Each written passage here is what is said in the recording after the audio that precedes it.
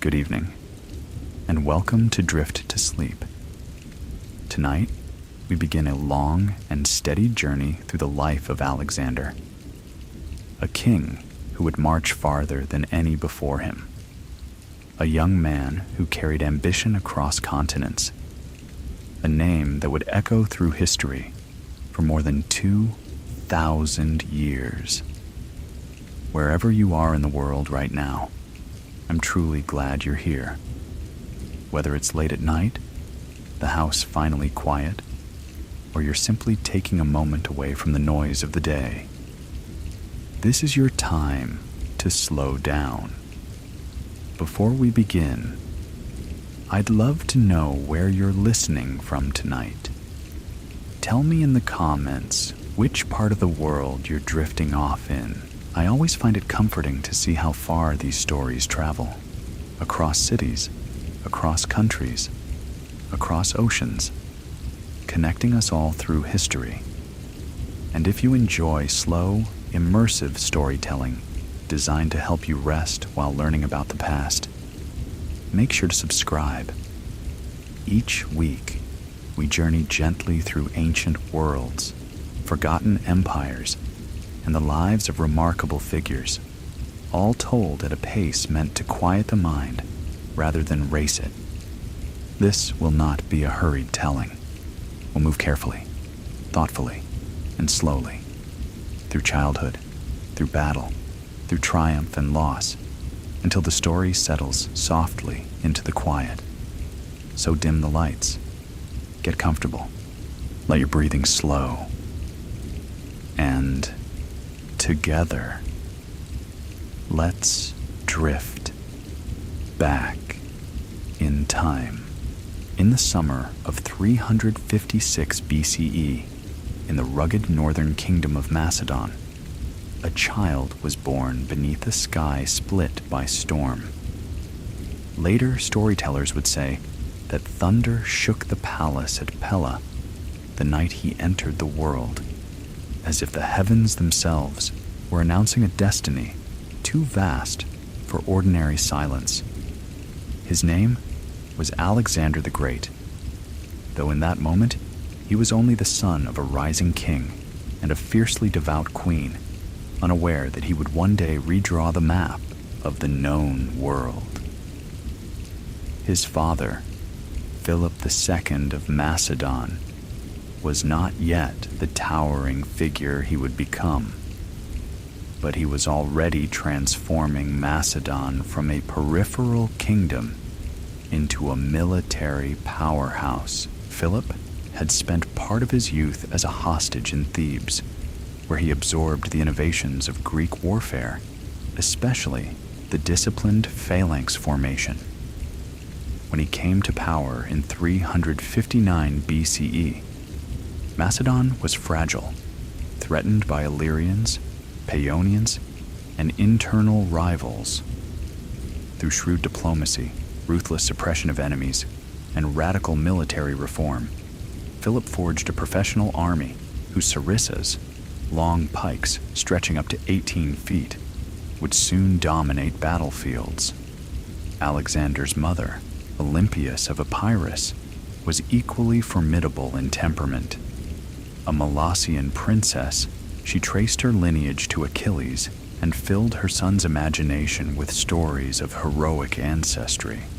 Her devotion to mystery cults and ecstatic rites gave the court an aura of divine drama. Ancient sources, especially Plutarch, would later hint at tensions between Philip and Olympias, tensions sharpened by Philip's multiple marriages, political necessities in a world where alliances were sealed in blood and vows. In this charged atmosphere, Alexander grew, watched, shaped, and sharpened. From his earliest years, Alexander displayed an intensity that unsettled as much as it impressed. One of the most famous stories of his childhood centers on a horse no one could tame. The animal, large and wild-eyed, lashed out at every handler. When Philip prepared to dismiss it as useless, the young Alexander observed that the horse was frightened of its own shadow. Turning the animal toward the sun, he mounted and mastered it. The horse was named Bucephalus. Philip, astonished, is said to have declared that Macedon was too small a kingdom for his son. Whether embellished or not, the tale captures something essential. Alexander possessed not only courage, but perception, the ability to see what others overlooked. Philip ensured that his son's education matched his ambition. At the age of 13, Alexander was sent to Mysa to study under Aristotle, one of the greatest minds of the age. There, in a grove sacred to the nymphs, the prince absorbed lessons in philosophy, ethics, politics, medicine, and science. Aristotle introduced him to Homer, whose Iliad would become Alexander's constant companion. He reportedly slept with a copy annotated by his tutor, keeping it beneath his pillow along with a dagger. Achilles became his model, not merely for martial valor, but for the pursuit of everlasting glory. Yet education in Macedon was not confined to scrolls and discourse. Alexander trained relentlessly in warfare. He learned to ride, to hunt, to command. He observed his father's campaigns and absorbed the realities of power. By his mid-teens, he was already entrusted with responsibility. When Philip campaigned against Byzantium in 340 BCE, he left 16-year-old Alexander as regent. During this period, a Thracian tribe revolted. Alexander suppressed the uprising, founded a city, Alexandropolis, and demonstrated that he was more than a symbolic heir. The decisive test of his early military capacity came in 338 BCE at the Battle of Chaeronea. Philip faced a coalition of Greek city-states led by Athens and Thebes, determined to halt Macedonian expansion. Alexander, only 18, commanded the companion cavalry on the left wing. In the heat of battle, he led a charge that shattered the sacred band of Thebes, an elite unit of 300 warriors. The victory cemented Macedonian supremacy over mainland Greece. Philip established the League of Corinth, a federation that recognized him as hegemon and pledged forces for a campaign against the Persian Empire. The Greek world, long divided by rivalry, was now bound, however uneasily, under Macedonian leadership. For Alexander, Chaeronea was both triumph and omen. He had tasted command in the decisive clash of hoplites and cavalry, felt the surge of coordinated power, seen men fall beneath his charge. He had also glimpsed the scale of his father's ambition. Philip did not intend to remain a northern king. He meant to cross into Asia and confront the vast dominion of Persian Empire. For over a century, Persia had loomed as both adversary and fascination for the Greeks, a land of immense wealth, sprawling from Anatolia to Egypt and deep into Mesopotamia. The prospect of invasion promised plunder, revenge for past invasions, and glory. But destiny does not unfold without fracture. In 337 BCE, Philip married Cleopatra Eurydice, a young Macedonian noblewoman. Unlike Olympias, she was fully Macedonian, and her potential to bear a pure-blooded heir ignited tensions. At the wedding banquet, Cleopatra's uncle Attalus reportedly toasted to a legitimate successor. Alexander, interpreting this as an insult to his legitimacy, quarreled publicly with Philip. The rift widened. Olympias returned to Epirus. Alexander briefly withdrew from court. Though reconciliation followed, trust had been damaged. Then, in 336 BCE, during the wedding celebration of Philip's daughter at Aigai, the king was assassinated by a bodyguard named Pausanias. The motives remain debated by historians: personal grievance, political conspiracy, perhaps even foreign intrigue. Some ancient sources insinuated Olympias's involvement. Others suspect broader plots. What is certain is that Philip fell, and 20-year-old Alexander was proclaimed king. The transition was perilous. Macedon's throne was never secure without swift, decisive action. Potential rivals, half-brothers, regional nobles, posed threats. Alexander moved with calculated speed. Possible claimants were eliminated. Olympias acted ruthlessly to secure her son's position. Meanwhile, news of Philip's death rippled across Greece and beyond. Many Greek city-states saw opportunity in what they assumed would be a fragile succession. Revolts stirred. Alexander responded not with hesitation, but with force.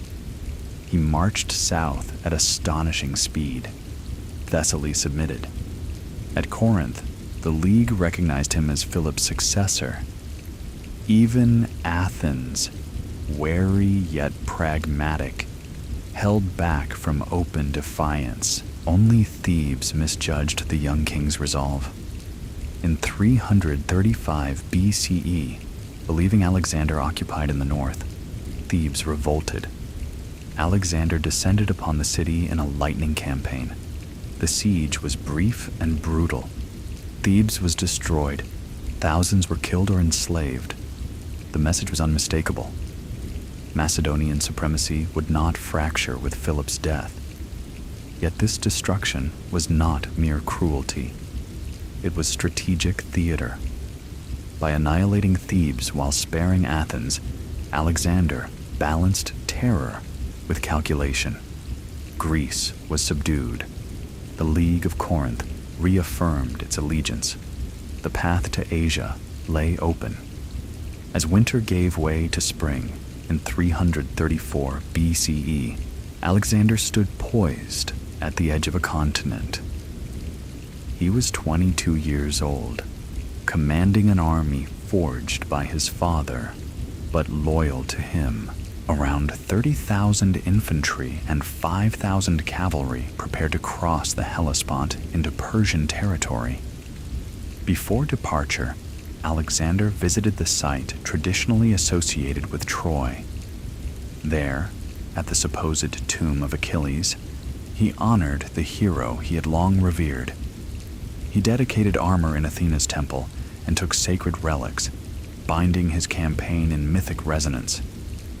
Behind him lay a consolidated Greece and a secured throne, achieved through a combination of inheritance, education, audacity, and calculated violence. Before him stretched the greatest empire of the age, ruled by Darius III. Alexander could not have known the precise shape of what awaited him. Issus, Gaugamela, the deserts of Egypt, the mountains of Bactria, the rivers of India. But he understood the magnitude of the gamble. He was not merely continuing Philip's campaign. He was stepping into a contest with history itself. Thus, the Son of Thunder crossed from Europe into Asia, not yet the Great, but already propelled by a force that seemed larger than circumstance, ambition fused with education, myth entwined with strategy, youth hardened by blood. The world he entered would not remain the same, and neither would he. In the spring of 334 BCE, Alexander stood upon the European shore of the Hellespont, gazing across the narrow strait that separated him from Asia. The crossing was not merely geographic, It was symbolic, a deliberate reenactment of mythic invasion and heroic return. According to later accounts, when he stepped onto Asian soil, he hurled a spear into the ground and declared the continent won by the spear.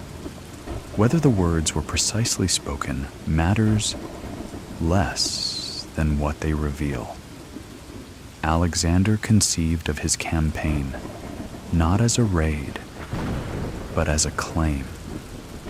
He commanded an army of roughly 40,000 men. Though numbers vary slightly among ancient sources, at its core stood the Macedonian phalanx, its ranks bristling with sarissas, supported by hypaspists, elite infantry capable of flexible maneuvers, and the companion cavalry, an aristocratic shock force personally loyal to the king. Greek allies provided additional infantry and ships, though Macedon supplied the decisive edge. This was not a mercenary host, but a disciplined professional army, forged through years of reform under Philip II. Across the water lay the western provinces of the Persian Empire, governed by satraps who commanded local forces. The Persian king, Darius III, remained deep within the empire. News of Alexander's crossing reached him slowly. At first, the invasion seemed little more than a daring incursion by a young monarch whose resources could not possibly rival Persia's vast manpower and wealth. Yet, underestimation would prove costly. Before marching inland, Alexander made a pilgrimage to the ruins of Troy. He honored Athena and paid tribute at what was believed to be the tomb of Achilles. In these rituals, he cast himself as both avenger and heir, avenging the Persian invasions of Greece a century earlier and inheriting the mantle of Homeric heroism. His closest companion, Hephaestion, is said to have honored Patroclus's tomb in parallel gesture. The symbolism was not accidental. Alexander understood the power of narrative. He was not simply campaigning. He was staging a legend in real time. The first major confrontation came at the river Granicus in May, 334 BCE. Persian satraps, along with Greek mercenaries in their employ, assembled a force to block Alexander's advance in northwestern Anatolia. They chose a defensive position along the riverbank, their cavalry massed at the front, infantry behind. Many Macedonian generals advised caution. Attacking across a river against prepared cavalry risked chaos. Alexander rejected delay. He understood momentum as a weapon. Hesitation might embolden opposition and fracture alliances among the Greek cities of Asia Minor that watched events closely. The battle unfolded in brutal immediacy. Macedonian cavalry plunged into the river, struggling against current and mud, while Persian horsemen hurled javelins from higher ground. Alexander himself led a charge on the right flank. Ancient accounts describe him engaging directly with Persian nobles, his helmet nearly split by a scimitar before a companion struck down the attacker. Whether dramatized or not, Alexander's presence in the thick of combat reinforced his authority. He did not command from distant safety. He fought at the point of crisis. Once the Macedonian phalanx gained footing and pushed across the river, the balance shifted. The long sarissas created an advancing wall impossible for the Persian infantry to penetrate. Greek mercenaries fighting for Persia were surrounded and largely slaughtered or enslaved, a calculated message to other Greeks tempted by Persian gold. The Persian cavalry broke. The Granicus was a decisive victory. the consequences were immediate. Western Asia Minor began to fall in rapid succession. Sardis, the ancient Lydian capital, surrendered without resistance, preserving its infrastructure and treasury. Cities such as Ephesus and Miletus oscillated between Persian loyalty and Greek aspiration. Alexander positioned himself as liberator rather than conqueror, proclaiming the restoration of democratic governments in Ionian cities long under Persian-backed oligarchies. Yet liberation was selective and strategic. Cities that resisted faced siege. At Halicarnassus, resistance stiffened. The city, fortified and defended by Persian forces under Memnon of Rhodes, required sustained operations. Siege engines battered walls. Fires consumed sections of the city. Memnon eventually withdrew by sea, preserving part of his fleet and prolonging the conflict indirectly. Though Halicarnassus fell, the campaign revealed that Persia retained capable commanders and naval strength. Alexander pressed onward through the Anatolian interior. Rather than hugging the coast exclusively, he moved through Phrygia, Lydia, and Pisidia, securing supply lines and compelling submission from inland communities. At Gordium, he encountered the famous knot tied to an ox cart, prophesied to grant rule of Asia to whoever untied it. According to legend, Alexander sliced through it with his sword. Historians debate the literal truth of the act, but symbolically it encapsulated his method. Where patience faltered, audacity prevailed. Meanwhile, the Persian strategy evolved. Memnon of Rhodes, advocating a naval counteroffensive into the Aegean to stir rebellion in Greece, posed a genuine threat. Persian fleets controlled much of the eastern Mediterranean. Had Greece revolted behind him, Alexander's position in Asia would have grown precarious. Fortune intervened. Memnon died in 333 BCE, and the coordinated naval threat dissipated. As Alexander marched south along the Anatolian coast, he encountered varying terrain: rugged mountains, narrow passes, arid plateaus. He moved swiftly, dividing and reassembling forces when necessary, securing ports to weaken Persian naval logistics. His ability to adapt, alternating between pitched battle and siege, between conciliation and severity, became increasingly evident. By late 333 BCE, word reached Alexander that Darius III himself was advancing with a massive army. The confrontation that followed would test not only Macedonian arms, but Alexander's capacity to confront an emperor on equal footing. The armies met near Issus, in a narrow coastal plain in southern Anatolia. The terrain unexpectedly favored Alexander.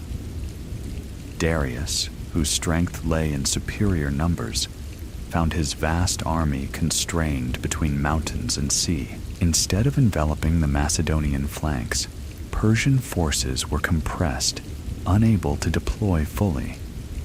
The Battle of Issus was fierce and chaotic. The Macedonian phalanx clashed with Persian infantry at the center, while cavalry engagements erupted on the wings. Alexander again led a decisive charge against the Persian left, aiming directly toward Darius's position. The psychological dimension of this maneuver cannot be overstated. In ancient warfare, the king's presence embodied command cohesion. When Darius, threatened by the advancing companion cavalry, turned his chariot and fled, panic rippled through Persian ranks. The rout was devastating. Persian casualties were immense. Darius's camp fell into Macedonian hands, along with members of the royal family, his mother, wife, and children. Alexander treated them with notable restraint, addressing Darius's mother as mother and assuring her of their safety. This gesture was political theater of the highest order. By honoring Persian royalty, Alexander signaled that he sought not annihilation of the empire, but its inheritance. Darius sent envoys offering ransom and territorial concessions west of the Euphrates in exchange for peace and his family's return. Many Macedonian officers would have accepted such terms. The offer represented immense wealth and recognition of authority over a vast region. Alexander refused. To accept would have been to limit himself. He did not aspire to half an empire. After Issus, the eastern Mediterranean lay exposed. Instead of pursuing Darius immediately into Mesopotamia, Alexander turned south along the Levantine coast. Persian naval power still threatened from ports like Tyre and Gaza. To neutralize it, he would have to undertake sieges that would test his patience and ingenuity more than open battle ever had. Thus, the campaign entered a new phase. No longer merely a series of lightning engagements, it became a prolonged effort to dismantle the Persian Empire's maritime infrastructure. Alexander's army would confront walls rising from the sea, desert fortresses, and the logistical strain of extended operations far from Macedon. Yet beneath these tactical decisions lay a consistent thread. Alexander advanced not as a raider, but as a claimant to empire. He adopted Persian administrative structures where useful, retained local elites when expedient, and positioned himself as rightful successor rather than foreign invader. Even in victory, he was already shaping the image of a king who transcended regional identity. The young monarch who had crossed the Hellespont as a daring invader was now the conqueror of Western Asia Minor and victor over the great king in open battle. But Darius remained alive. The heartlands of Mesopotamia and beyond still lay untouched. Egypt, Phoenicia, and the great capitals of Persia awaited. The campaign, though astonishing in its early successes, had scarcely begun to reveal its full scale. Alexander marched southward, toward cities whose walls rose from the sea itself, toward deserts where prophets whispered of divine parentage, toward confrontations that would determine whether Issus was an isolated triumph or the opening movement in the collapse of an empire. After the shock of Issus, the Persian Empire did not collapse. It bent, but it did not break. Darius III fled eastward, abandoning his royal family, but not his throne. His empire still stretched across Mesopotamia, Iran, and beyond. More importantly, Persia still commanded the sea. The Mediterranean coastline from Anatolia down through Phoenicia was studded with powerful maritime cities loyal to Persia. Chief among them was Tyre. Tyre was no ordinary city. It was a fortress rising from the sea itself. An island city, nearly half a mile offshore, protected by towering walls that rose approximately 150 feet from the water. Its harbors sheltered the finest sailors in the eastern Mediterranean. For centuries, the Tyrians had been master shipbuilders and traders, linking Egypt, Cyprus, Carthage, and the Levant. As long as Tyre remained unconquered, Persian naval power could regroup, threaten Greece, or sever Alexander's supply lines. Alexander understood this clearly. He could not march deeper into Asia while an enemy fleet operated behind him. In early 332 BCE, he approached Tyre, not initially as a destroyer, but as a claimant to ritual legitimacy. He requested entry to sacrifice to Melkart, the Tyrian god whom Greeks identified with Heracles. The request was political. Recognition would imply submission. Tyre refused.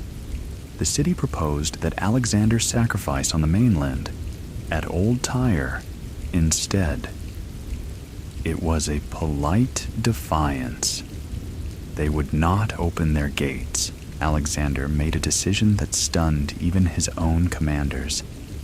He would build a road across the sea. The plan seemed impossible. The channel between mainland and island was roughly 800 meters wide. The sea floor was shallow near shore, but deepened sharply near the island. Tyrian ships controlled the waters, yet Alexander began constructing a mole, a massive causeway of stone, timber, and rubble, extending from the mainland toward the island fortress.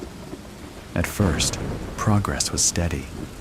Ruins from the abandoned mainland city provided building material. Engineers directed thousands of laborers. Towers were erected along the growing causeway to shield workers from arrows. But as the mole extended into deeper water, Tyrian resistance intensified. Warships rammed the structure. Archers fired from high walls. Divers sabotaged foundations. In one dramatic episode, Tyrians sent a fire ship packed with combustibles into the mole's siege towers, igniting them in a catastrophic blaze. The structure collapsed into the sea. For many commanders, this would have been the moment to reconsider. Tyre had no field army threatening him. Darius remained at large. Time favored Persia. Alexander doubled down. He summoned fleets from conquered Phoenician cities, Sidon, Byblos, Abydos, who had already submitted. Cyprus sent ships as well. Gradually, Alexander assembled a navy of over 200 vessels. The balance of power shifted.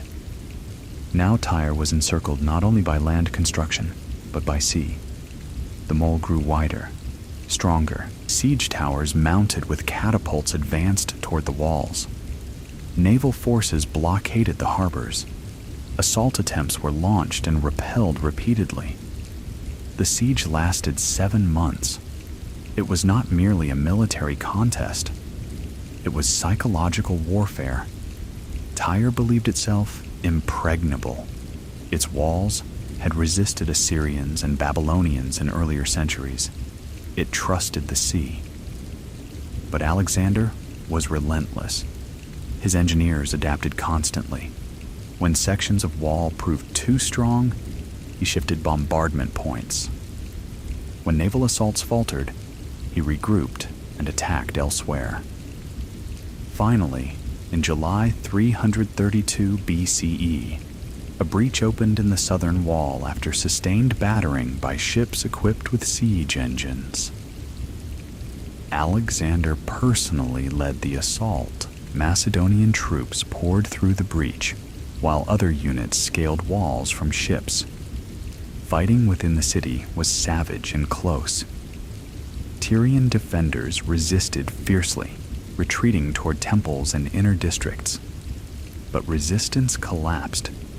The aftermath was brutal. Approximately 6,000 Tyrians were killed in the fighting. Ancient sources report that around 30,000 were sold into slavery. 2,000 were crucified along the shore as a warning. Modern historians debate numbers, but not the severity. Why such ferocity? Partly retribution for the prolonged resistance, partly demonstration. Alexander had shown leniency before, but defiance in this strategic stronghold could not go unpunished. The destruction of Tyre signaled to every coastal city what resistance would cost. And yet, paradoxically, the city would later be rebuilt and flourish under Hellenistic rule. Even in destruction, Alexander was reshaping the Mediterranean. With Tyre fallen, Gaza was the next obstacle, another fortified city guarding the route into Egypt. Its commander, Batis, resisted stubbornly. After a hard siege, Gaza too fell. Batis was executed. Now the road to Egypt lay open. Egypt had long been under Persian control, but harbored resentment toward its rulers. When Alexander entered, in late 332 BCE, he was welcomed not as conqueror, but as liberator. No major battle occurred. Persian authority dissolved. Priests and elites aligned themselves with the new power. In Memphis, Alexander was crowned pharaoh. For the first time, he did not merely command foreign territories. He assumed divine kingship within an ancient civilization that traced its traditions back millennia. Egyptian theology identified him as son of Amun. This recognition deepened something already growing within him, a sense that his identity transcended Macedonian kingship. During his time in Egypt, Alexander undertook one of his most symbolic journeys, a perilous trek across the desert to the Oracle of Siwa. The oasis lay hundreds of miles west in harsh terrain. The journey was dangerous. Sandstorms nearly overwhelmed the expedition, but Alexander pressed on. At Siwa, priests of Amun received him. What was said inside the temple remains uncertain. Ancient writers offer varying accounts. Some claim the priest greeted him as son of Zeus Ammon. Others suggest ambiguity. Alexander never publicly clarified, but after Siwa, references to divine ancestry became more pronounced. Whether he believed himself divine or simply recognized the political utility of such belief, the effect was profound. In Egypt, kings were gods. In Persia, kings ruled by divine sanction. Alexander was beginning to adopt the language of universal monarchy. Before leaving Egypt, he founded a city on the Mediterranean coast, Alexandria.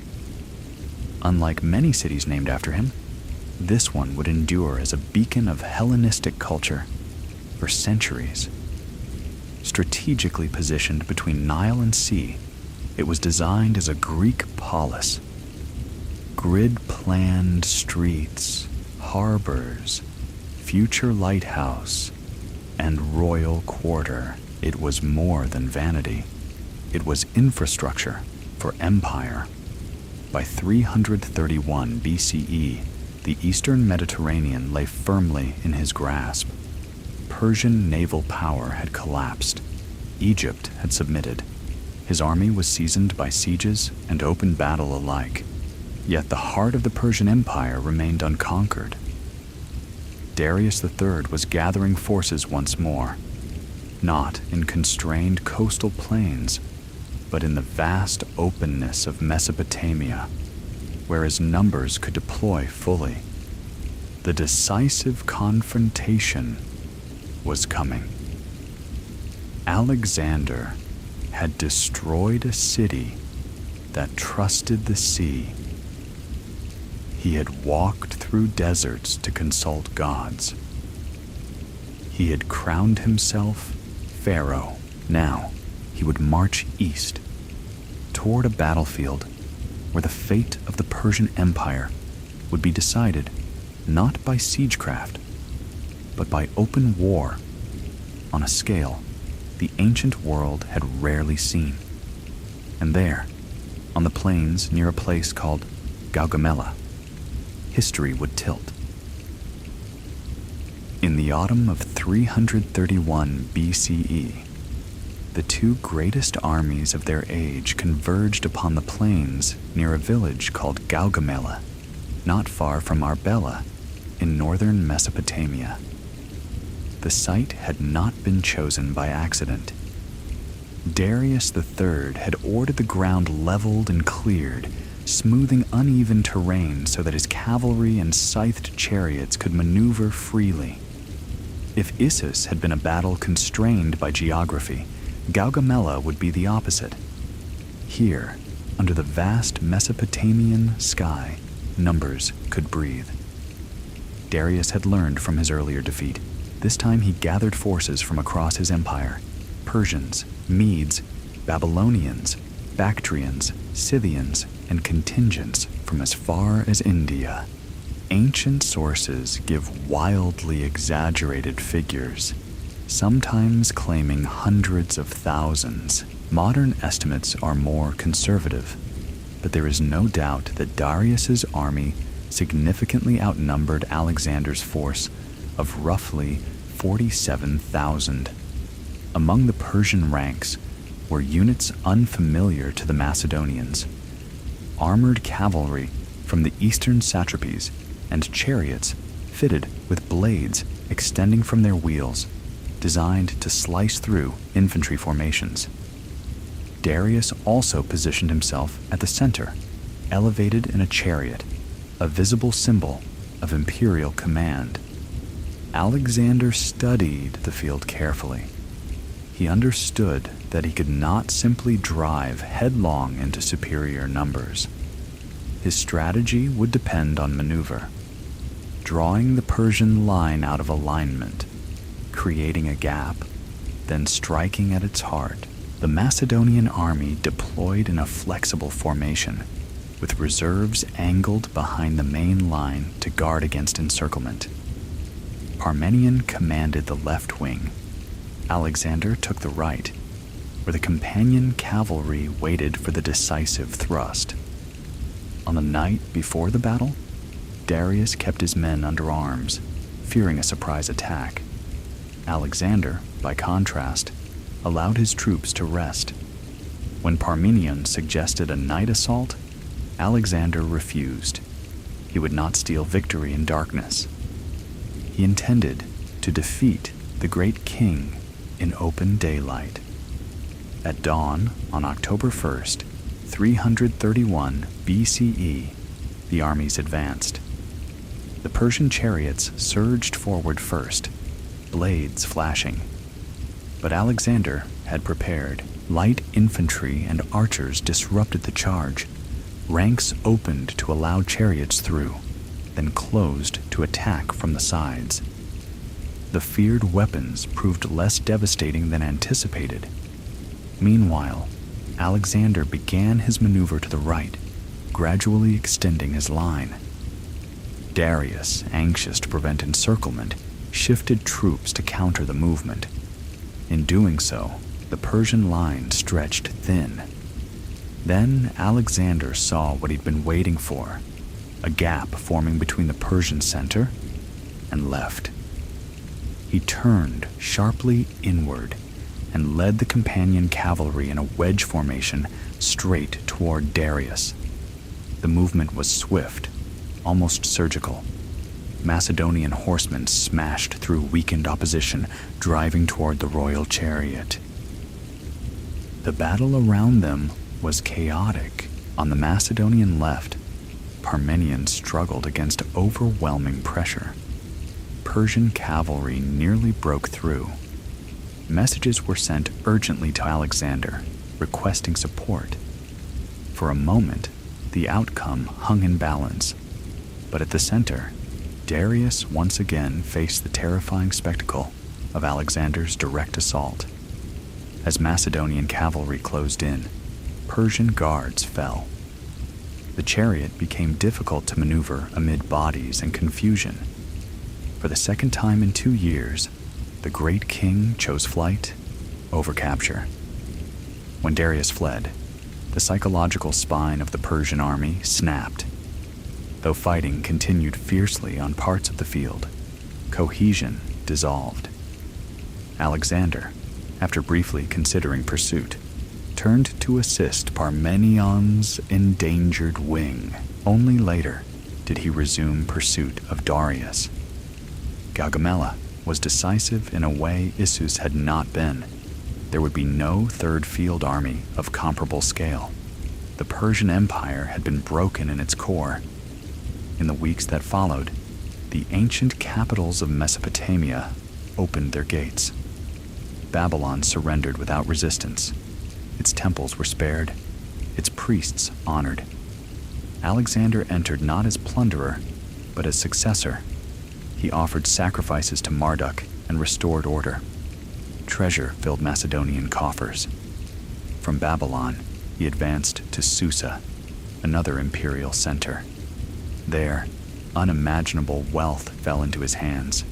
Tens of thousands of talents in silver and gold accumulated over generations. The scale of riches altered the financial foundation of his rule. What had begun as a campaign, funded partly by loans, now rested upon the treasury of Asia. Yet one city remained symbolic above all others: Persepolis. Persepolis was more than a capital. It was ceremonial heart of the Achaemenid dynasty. Its terraces and palaces proclaimed imperial grandeur, carved with reliefs of subject nations bringing tribute. When Alexander approached in early 330 BCE, resistance was minimal. The gates opened. The conqueror of Asia walked through halls where Persian kings had once received ambassadors from across the known world. The treasury of Persepolis dwarfed even Susa's. Wealth was cataloged, seized, redistributed. But what followed would become one of the most debated acts of Alexander's life. During a feast, ancient sources differ on details, a decision was made to burn the palace complex. Some accounts attribute the idea to Thais, an Athenian courtesan who urged vengeance for Persian destruction of Athens during the Greco-Persian Wars. Others suggest Alexander later regretted the act. Flames consumed wooden roofs and spread across structures, illuminating the night. Was it drunken impulse? Political theater? Calculated statement that the old empire had ended? Historians still argue. What is certain is that Persepolis, symbol of Achaemenid power, was left scarred. The gesture proclaimed that the dynasty of Cyrus and Xerxes had fallen irreversibly. And yet, paradoxically, Alexander did not dismantle the administrative machinery of Persia. He retained many satraps, integrated Persian nobles into governance, and began adopting elements of Persian court ceremony. The burning of Persepolis did not signify rejection of empire, but transformation of its ownership. Meanwhile, Darius was still alive, fleeing eastward into Media and beyond. Alexander pursued him relentlessly across the Iranian plateau. The chase was grueling. Terrain grew harsher. Distances stretched vast. The campaign shifted from conquest of cities to pursuit of a king. In July 330 BCE, near Hekatompolos, news reached Alexander that Darius had been seized by his own nobles, led by Bessus, satrap of Bactria. As Macedonian forces closed in, the conspirators stabbed Darius and abandoned him in a wagon, hoping to escape eastward and continue resistance under new leadership. Alexander found Darius dying. Ancient narratives emphasize a poignant moment: the fallen king requesting water, expressing gratitude that Alexander had shown kindness to his family. Whether embellished or not, Alexander ensured Darius received royal burial rites in accordance with Persian tradition. The act was politically astute. By honoring Darius, Alexander positioned himself as legitimate successor rather than foreign usurper. The man who had twice defeated the great king now claimed his mantle. Bessus, meanwhile, proclaimed himself king under the name Artaxerxes V. The eastern provinces, Bactria and Sogdiana, were distant, mountainous, and resistant. The campaign entered its most grueling phase. With Darius dead, Alexander could have declared victory and consolidated his gains. Instead, he chose continuation. His ambition had outgrown the original objective of avenging Greece. He sought total dominion. During this period, signs of transformation became more visible. Alexander began wearing elements of Persian dress. He incorporated Persian nobles into his court. He demanded increasing forms of proskynesis, ceremonial prostration customary in Persian court ritual, but alien and offensive to many Macedonians. Tensions simmered. The execution of Philotas, son of Parmenion, on charges of conspiracy, marked a dark turning point. Whether the conspiracy was genuine remains debated. Philotas was accused of failing to report knowledge of a plot against the king. Under torture, he confessed. He was executed. Soon after, Parmenion, longtime general and trusted commander, was assassinated on Alexander's orders, likely to prevent retaliation. The decision shocked the army. It revealed a new severity.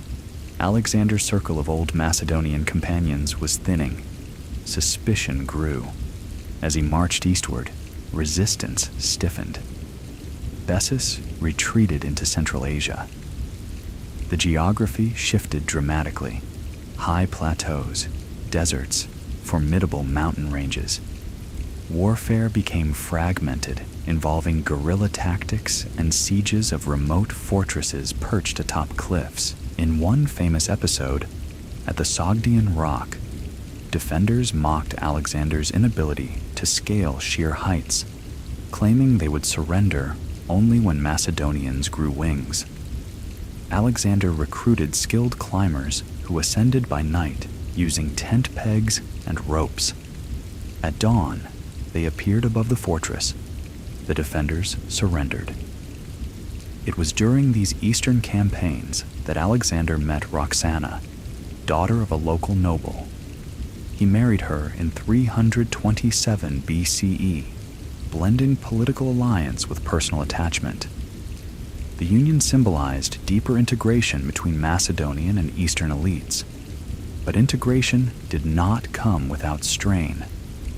The farther Alexander moved from Macedon, the more he evolved. From king of Macedon to king of Asia. For some, this was visionary fusion. For others, it was betrayal of Macedonian identity. The execution of Clitus the Black in 328 BCE epitomized this tension. During a banquet, Clitus, who had once saved Alexander's life at Granicus, criticized the king's adoption of Persian customs and belittled his achievements compared to Philip's. Enraged and intoxicated, Alexander killed him with a spear. Sobriety brought horror. He mourned deeply. The conqueror of Asia was no longer the impetuous youth of the Hellespont. He carried the weight of empire and the isolation of absolute power. By 327 BCE, Bessus had been captured and executed. The eastern satrapies were subdued, though not without continued unrest. Alexander stood at the edge of the known world, gazing toward lands beyond the Hindu Kush. Many of his men had marched for nearly 8 years. They had crossed deserts, mountains, rivers. They had fought in Anatolia, Syria, Egypt, Mesopotamia, Iran, Central Asia. Yet Alexander was not finished. Beyond lay India, a region known to Greeks through rumor and limited trade, associated with wealth, exotic animals, and powerful kings. The army would follow him still. But the farther east they marched, the more the question pressed silently among them. How far is enough? By the spring of 327 BCE, Alexander had reached the threshold of lands the Greeks called India. a vast and loosely defined region beyond the Hindu Kush, stretching toward rivers whose breadth seemed to defy imagination.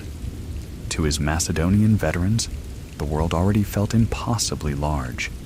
They had marched from the Aegean across Anatolia, Syria, Egypt, Mesopotamia, Persia, and the highlands of Central Asia.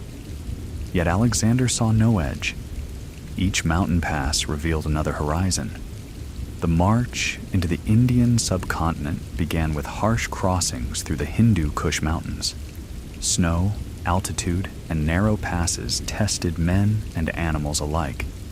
Supply lines stretched thin, but resistance at first was fragmented.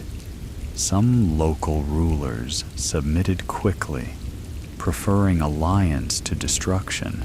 Others resisted and faced sieges that were swift and unforgiving.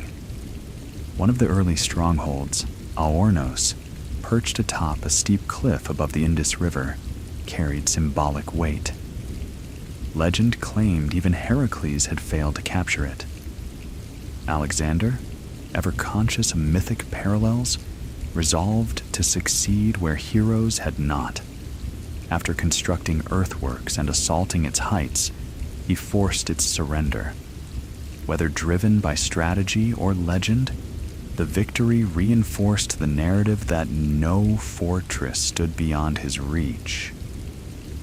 Yet India would present a new kind of warfare, less about fortified cities and more about open plains dominated by forces unfamiliar to Macedonian experience. The most formidable opponent was King Porus, ruler of a territory between the Hydaspes and Achaemenid rivers in the Punjab region. Porus was no minor chieftain. He commanded a disciplined army, and most daunting of all, war elephants, animals whose size and power dwarfed horses, and whose presence introduced a psychological dimension few Macedonians had faced before. In 326 BCE, Alexander approached the Hydaspes River, modern Jalum, swollen by monsoon rains.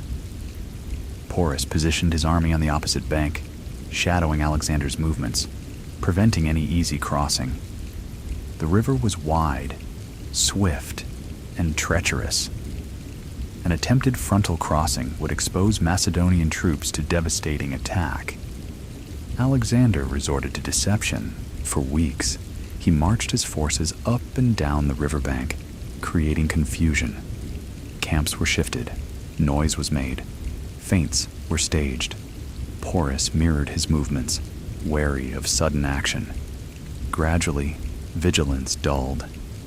One stormy night, under cover of thunder and rain, Alexander led a selected force upstream to a wooded island in the river.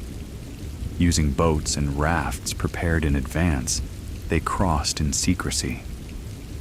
By dawn, Macedonian troops had established a foothold on the far bank. Porus responded swiftly, dispatching a force led by his son to confront the invaders. The initial clash favored Alexander. Porus's son was killed, but the main Indian army soon advanced. The Battle of the Hydaspes was unlike any Alexander had fought. The Indian army deployed infantry supported by chariots and approximately 200 war elephants spaced across the line. These towering beasts, armored and mounted with archers, formed a living wall designed to disrupt phalanx cohesion. Alexander adapted once again. He led cavalry maneuvers to stretch and weaken the Indian flanks, much as he had done at Gaugamela. Meanwhile, Macedonian infantry advanced cautiously. When elephants charged, chaos erupted. Horses panicked. Phalanx formations strained under trampling feet and swinging trunks. Yet discipline held. Light infantry targeted the elephants' mahouts, their drivers, while javelins and arrows wounded the animals. In pain and confusion, some elephants turned against their own lines. The battle was long and brutal, fought in mud under oppressive humidity. Casualties were heavy on both sides. Eventually, Porus's forces broke. But what followed distinguished this victory from earlier conquests. Porus, wounded and captured, was brought before Alexander. When asked how he wished to be treated, he reportedly replied, "Like a king." Alexander, impressed by his courage and dignity, restored him to his throne as a subordinate ruler and even expanded his territory. This act was strategic brilliance. Rather than impose foreign administration in distant lands, Alexander incorporated capable local rulers into his imperial framework. Porus became an ally, a stabilizing force in a newly conquered region. Yet beneath the triumph lay exhaustion. The army had marched thousands of miles over nearly 8 years. They had fought Persians, Egyptians, Central Asian tribes, and now Indian kings with elephants. Climate shifted from Mediterranean temperate zones to monsoon-drenched plains. Armor rusted, spirits frayed. Alexander pressed onward eastward, toward the Hyphasis River, modern Bees. Beyond, he had heard, lay even greater kingdoms, the Nanda Empire of the Gangetic Plain, rumored to command vast armies and thousands of elephants. But at the Hyphasis, something unprecedented occurred. The army refused to go farther. The mutiny was not violent. It was weary. Conus, one of Alexander's trusted generals, spoke on behalf of the troops. The men longed for home. They had followed him to the ends of the earth. They had shed blood beyond counting. They feared endless horizons. For perhaps the first time in his life, Alexander faced a limit he could not overcome through strategy or courage. He withdrew to his tent for days, hoping silence would shift sentiment. It did not. At last, he conceded. On the banks of the Hyphasis, he ordered 12 massive altars erected to mark the easternmost reach of his campaign. Sacrifices were made. The decision to turn back was framed as obedience to omens. But the truth was clear. The army had drawn its boundary. The return journey would not be simple retracing. Alexander split his forces. Part would descend the Indus River on newly constructed ships. Others would march along its banks. The descent involved fierce fighting against tribes who resisted passage. At one siege in the Malian city, Alexander recklessly scaled a wall ahead of his men. Isolated and surrounded, he was severely wounded by an arrow that pierced his lung. Rumors of his death spread through the camp before he recovered. The episode revealed both his courage and his perilous impulsiveness. Had he died there, history would have pivoted abruptly. By 325 BCE, the Indus campaign concluded. Alexander reached the Indian Ocean, another symbolic milestone. He offered sacrifices to Poseidon, acknowledging the vast waters at the world's perceived edge. Yet his return to Persia would test the army more than any battle. Rather than retrace the safer northern route entirely, Alexander chose a daring path through the Gedrosian Desert, modern Makran, a barren expanse of sand and rock along the southern coast of present-day Iran and Pakistan. Why he chose this route remains debated. Some argue it was to emulate Cyrus the Great, who had failed there. Others suggest logistical miscalculation or desire to explore maritime connections. Whatever the motive, the march was catastrophic. Heat was relentless, water scarce. Supply coordination with the fleet under Granicus faltered. Thousands perished from dehydration and exhaustion. Ancient sources describe men collapsing in dunes, animals dying in droves. Even Alexander endured the same deprivation. In one famous anecdote, Soldiers offered him a helmet filled with water. He poured it onto the sand rather than drink alone.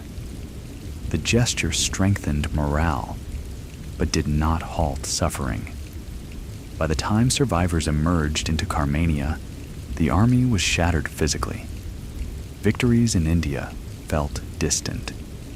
Triumph had given way to attrition. Yet Alexander staged celebrations upon reaching more hospitable territory. Perhaps he sought to reassert momentum, to transform hardship into narrative of endurance. When he finally returned to Susa in 324 BCE, he had been campaigning for nearly a decade. His empire stretched from Greece to the Indus.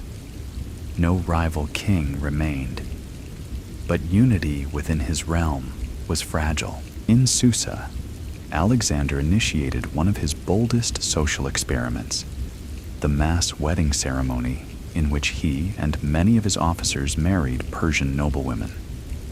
He himself took Statera, daughter of Darius, as wife alongside Roxana. The ceremony symbolized fusion between Macedonian and Persian elites. Many Macedonians resented it.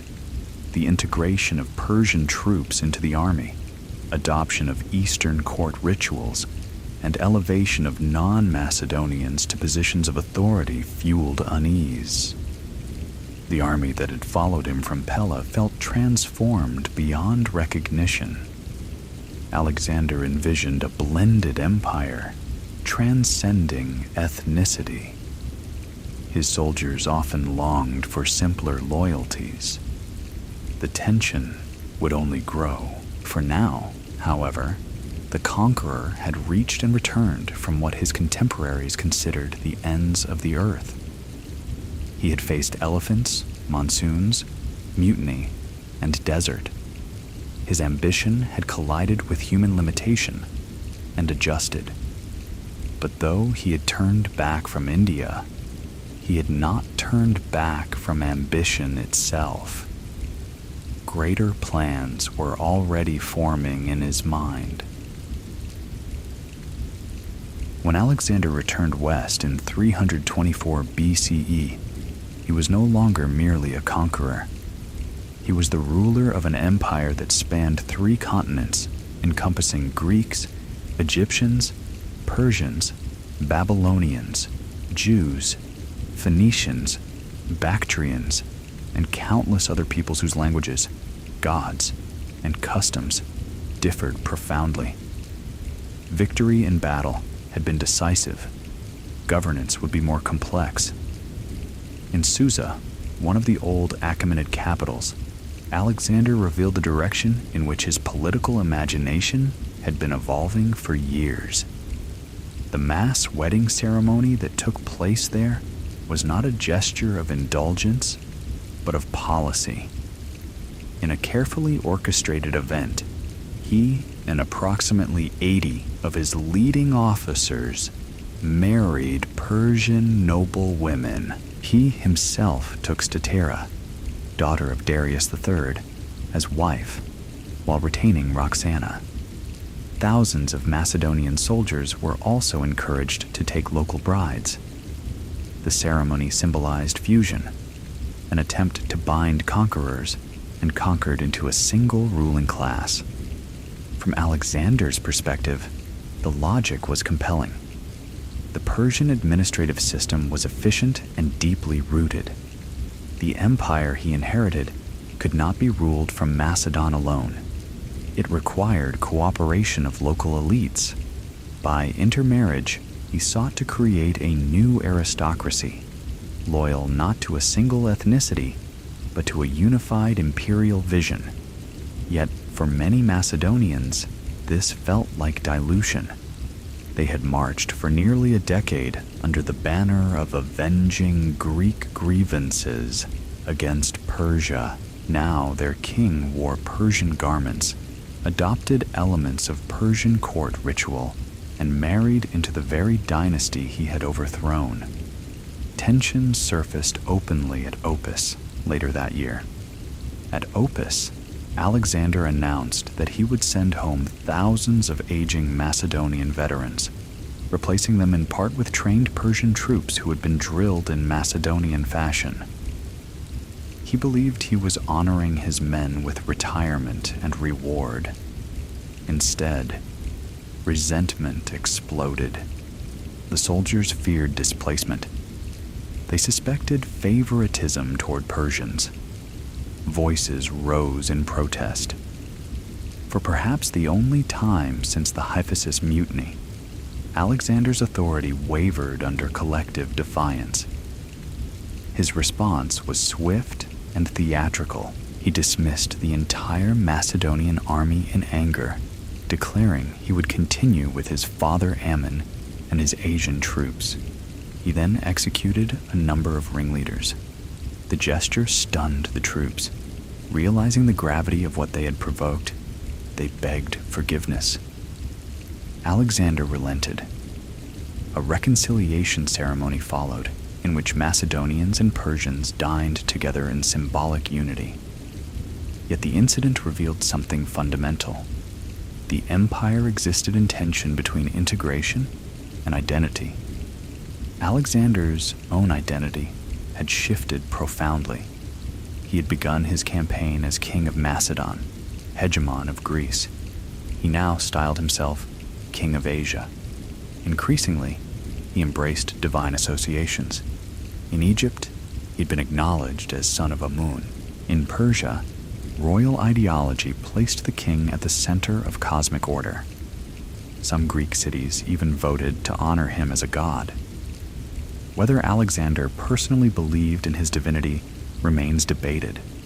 What is certain is that he understood its political utility. A mortal king could be rivaled. A divine monarch transcended ordinary challenge. But divinity came with isolation. In 324 BCE, tragedy struck that isolation at its core. Hephaestion, Alexander's closest companion since youth, fell ill in Ecbatana and died. Hephaestion was more than a general. He had shared education under Aristotle, campaigns across Asia, and intimate confidences. Ancient sources describe their bond in terms that echo Achilles and Patroclus.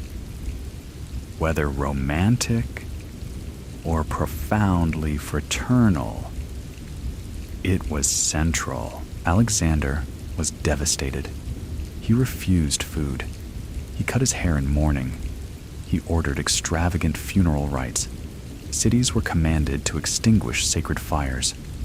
Some physicians were executed, accused of negligence. The scale of his grief was imperial. In Hephaestion's death, one senses the increasing loneliness of the king. Many early companions were dead: Clitus, Parmenion, Philotas. Others had grown distant. The burdens of command and divinity had elevated Alexander above ordinary friendship. Plans for the future, however, did not pause. In Babylon, where he established his administrative center in 323 BCE, Alexander began organizing vast new projects. He envisioned campaigns into Arabia, perhaps even westward into Carthage and beyond. Shipyards were expanded. Explorations of the Persian Gulf were undertaken under Nearchus. Roads were mapped, canals surveyed. He also undertook administrative reforms. Satraps accused of corruption were removed or executed. The empire was reorganized into more centralized control. Mixed units of Macedonian and Persian soldiers were drilled together. Yet omens darkened the final months. Babylon itself was a city of immense antiquity, layered with superstition and prophecy. Priests warned Alexander against entering the city, citing unfavorable signs. He ignored them. In May 323 BCE, after days of heavy drinking during a banquet, Alexander fell ill. the precise nature of his illness remains one of history's enduring mysteries. Ancient accounts describe fever, weakness, and gradual paralysis over nearly 2 weeks. Modern hypotheses range from malaria to typhoid fever, from pancreatitis to poisoning.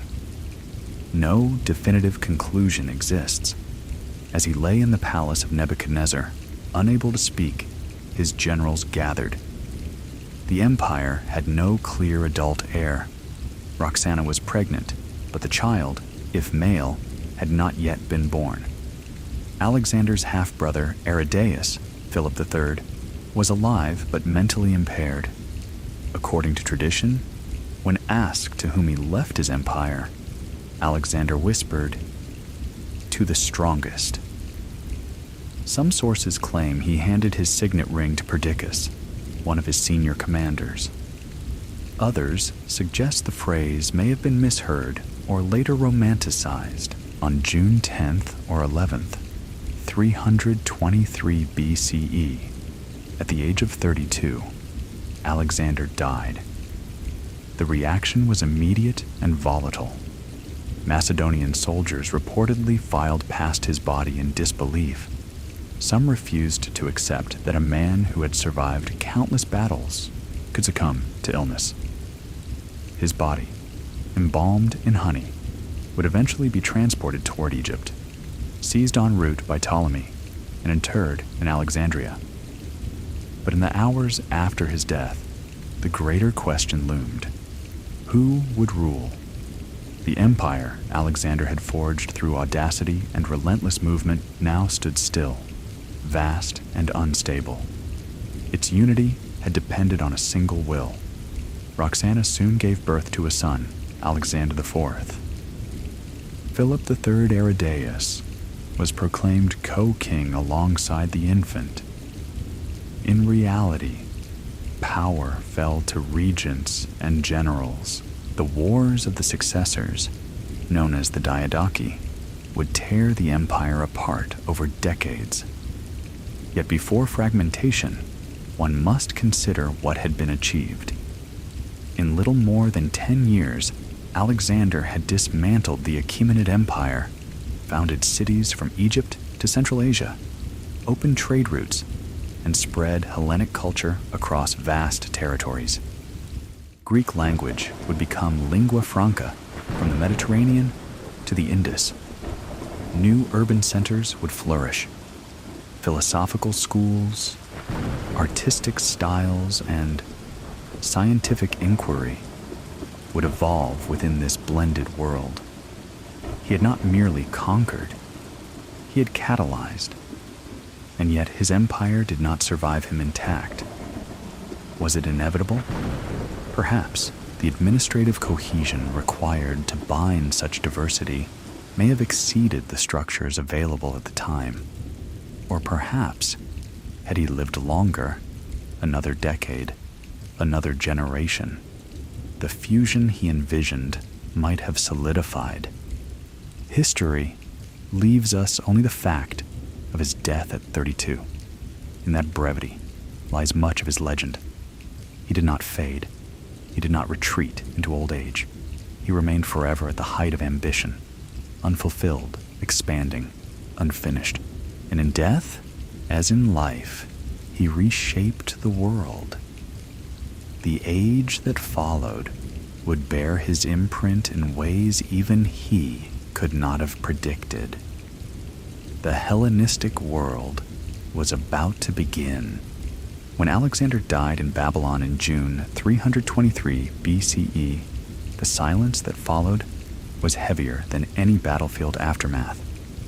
For more than a decade, movement had defined his world. Marches, sieges, river crossings, charges, and proclamations. Now there was stillness. The empire he had stretched across continents stood vast and leaderless. The first crisis was immediate and practical: succession. Alexander left no adult heir. Roxana, his Bactrian wife, was pregnant. His half-brother, Philip III Aridaeus, was alive but mentally impaired, likely the result of developmental disability or possible poisoning attempts in youth. Some generals proposed waiting for Roxana's child. Others feared instability. In the tense days following Alexander's death, factions formed within the army. Infantry and cavalry units backed different leaders. Perdiccas, who had received Alexander's signet ring, positioned himself as regent. Eventually, a compromise was forged. Philip III Aridaeus would be proclaimed king, and if Roxana bore a son, the child would rule jointly. Soon after, Roxana gave birth to Alexander IV. In name, the Argead dynasty continued. In reality, power fragmented among ambitious generals known as the Diadochi, the successors. Perdiccas assumed the role of regent, governing in the name of the kings. He distributed satrapies among leading commanders. Ptolemy I, Soter, received Egypt. Antigonus Monophthalmus took control of Phrygia and surrounding regions in Asia Minor. Seleucus was appointed to a high command position. Lysimachus governed Thrace.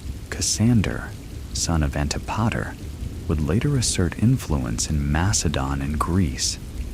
At first glance, the arrangement appeared orderly, a division of responsibility under central authority. But unity had depended not merely on administrative assignment, but on Alexander's personal magnetism and fearlessness. Without him, loyalty shifted toward individual ambition. The first rupture came when Ptolemy seized Alexander's embalmed body as it was being transported from Babylon toward Macedon. Redirecting it to Egypt, he ensured that his territory possessed the physical symbol of imperial legitimacy. In the ancient world, the body of a king was not mere remains. It was authority incarnate. Perdiccas interpreted the act as defiance. In 321 BCE, he marched against Egypt to punish Ptolemy. The campaign failed disastrously. Attempting to cross the Nile under difficult conditions, Perdiccas lost thousands of men. Discontent spread. He was assassinated by his own officers. The regency passed to Antipater, an older general who governed Macedon. After his death in 319 BCE, instability deepened. Meanwhile, in Asia Minor, Antigonus Monophthalmus began consolidating power aggressively. He defeated rival commanders and expanded his influence across large portions of Anatolia and Syria. His ambition became increasingly transparent. He did not intend to remain merely a satrap. He sought kingship. Civil war followed civil war. Philip III Aridaeus and the young Alexander IV were reduced to pawns in the political struggle. Eventually, Cassander secured control over Macedon. In 317 BCE, Philip III and his wife Eurydice were executed. A few years later, in 310 or 309 BCE, Alexander IV and Roxana were quietly murdered on Cassander's orders. With their deaths, the Argead dynasty ended. No blood descendant of Alexander would rule.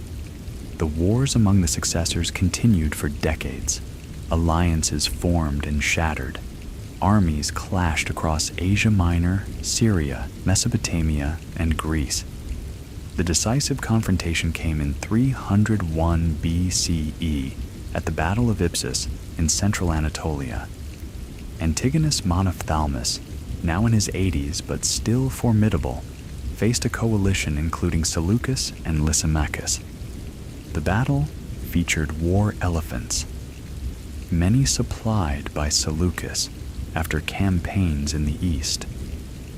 Antigonus was defeated and killed. After Ipsus, the empire Alexander had forged was permanently divided into major Hellenistic kingdoms. Ptolemy established the Ptolemaic dynasty in Egypt, ruling from Alexandria. Seleucus carved out the Seleucid Empire, stretching from Syria deep into Mesopotamia and Persia. Lysimachus controlled Thrace and parts of Anatolia for a time. Cassander ruled Macedon, though his line would not endure long. Though politically fragmented, the world Alexander had shaped did not revert to what it had been. Greek language spread as the common tongue of administration, and commerce from the Mediterranean to the borders of India. Cities founded by Alexander, most notably Alexandria in Egypt, became centers of scholarship, trade, and cultural fusion. The Library of Alexandria, established under the Ptolemies, would gather texts from across the known world. Scientific advances flourished. Euclid formalized geometry. Archimedes made breakthroughs in mathematics and engineering. Philosophical schools such as Stoicism and Epicureanism emerged in this new cosmopolitan environment. The blending of Greek and Eastern traditions reshaped art and religion. Greek sculpture influenced local styles in Central Asia. In regions such as Gandhara, Hellenistic artistic forms merged with Buddhist iconography, producing striking syncretic imagery. Trade routes expanded dramatically. Connections between the Mediterranean and India intensified. Goods, ideas, and technologies traveled more freely than ever before. Alexander's empire had fractured politically, but culturally it endured. Even Rome, rising in the West centuries later, would encounter and absorb the Hellenistic world. Roman generals studied Alexander's campaigns. Emperors, such as Julius Caesar and Augustus, measured themselves against his legend. His life became a model of audacity for leaders across eras. Yet the legend often obscures the human complexity. Alexander's reign was marked not only by brilliance, but by brutality. The destruction of Thebes and Tyre, the execution of trusted companions, the suffering in the Gedrosian desert. These were not incidental footnotes, but integral to his story. He possessed extraordinary strategic insight, personal courage, and adaptability. He also exhibited increasing severity, impulsiveness, and isolation as power expanded around him. His empire, built at astonishing speed, lacked time to institutionalize durable succession. In that sense, its fragmentation was perhaps inevitable, and yet no conqueror before him had united such a vast swath of territory under a single command in so short a time. He redefined the scale of ambition. At 32, he left the world altered beyond recognition. From the Aegean to the Indus, cities bore his name. Trade patterns shifted, cultural horizons widened. The old Persian imperial structure gave way to a Hellenistic mosaic that would shape Mediterranean and Near Eastern history for centuries. In life, Alexander chased the edge of the world. In death, he created a new one. The thunder that marked his birth had long faded, but its echo remained. In libraries, in coins stamped with his image, in legends retold in languages he had never heard. His empire did not survive intact. His impact did. History remembers few men by a title so absolute that it eclipses their given name. Alexander did not call himself the Great. That judgment came later, bestowed by admirers, rivals, and historians who looked back upon the arc of his life and found no adjective sufficient but magnitude. Yet what does greatness mean in the context of a life so brief and so violent? When Alexander died in 323 BCE, he had ruled for only 13 years. In that time, he had conquered the most powerful empire of his age, marched farther east than any Greek before him, and established cities whose influence would stretch across centuries. But conquest alone does not explain his enduring hold on imagination. Many kings have conquered. Few have reshaped consciousness. To understand Alexander's legacy, one must examine the transformation that followed his campaigns. The world before Alexander was divided into relatively discrete cultural spheres. Greek city-states looked inward and across the Aegean. The Persian Empire governed vast territories, but allowed considerable autonomy among subject peoples. Egypt maintained ancient religious continuity. India and Central Asia developed along their own trajectories. Alexander's campaigns fused these spheres into a connected system. Greek became the lingua franca of commerce and administration, from Egypt to Bactria. This was not enforced solely through coercion. It spread through settlement, trade, and education. Cities founded by Alexander and later Hellenistic rulers became nodes of exchange. Merchants moved more freely along established routes. Ideas traveled alongside goods. In Alexandria, Egypt, the Ptolemies built upon the foundation Alexander had laid. The city became a beacon of scholarship. The library and Macedon attracted thinkers from across the Mediterranean. Mathematics, astronomy, medicine, and geography flourished in this cosmopolitan environment. Eratosthenes calculated the circumference of the Earth with remarkable accuracy. Euclid codified geometry in systematic form. Physicians like Herophilus advanced anatomical study. These developments were not solely products of conquest, but conquest had created the conditions under which intellectual exchange could thrive on unprecedented scale. Art, too, evolved. Hellenistic sculpture departed from the idealized restraint of classical Greece and embraced realism, emotion, and dynamism. The blending of Greek artistic techniques with Eastern motifs produced hybrid forms. In regions of modern Afghanistan and Pakistan, Greek-influenced depictions of the Buddha emerged centuries later, an artistic lineage traceable to the cultural corridors opened by Alexander's march. Religious syncretism intensified. Greek gods were equated with local deities. Zeus merged with Ammon in Egypt. Eastern mystery cults gained foothold in the Mediterranean. Spiritual boundaries blurred.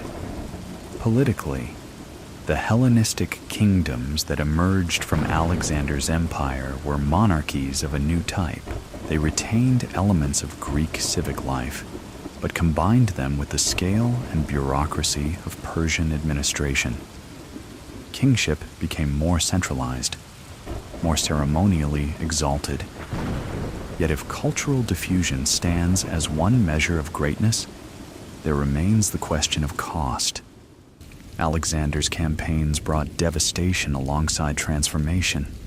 Cities were destroyed, populations enslaved. Soldiers died in numbers difficult to calculate with precision. The Gedrosian desert alone claimed thousands.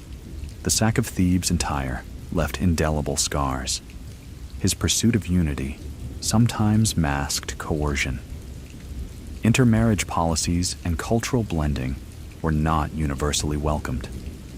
Resistance in Bactria and Sogdiana required harsh suppression. The execution of companions revealed growing suspicion and autocracy. Greatness, in Alexander's case, is inseparable from contradiction. He possessed remarkable strategic vision. At Gaugamela, he demonstrated mastery of maneuver warfare.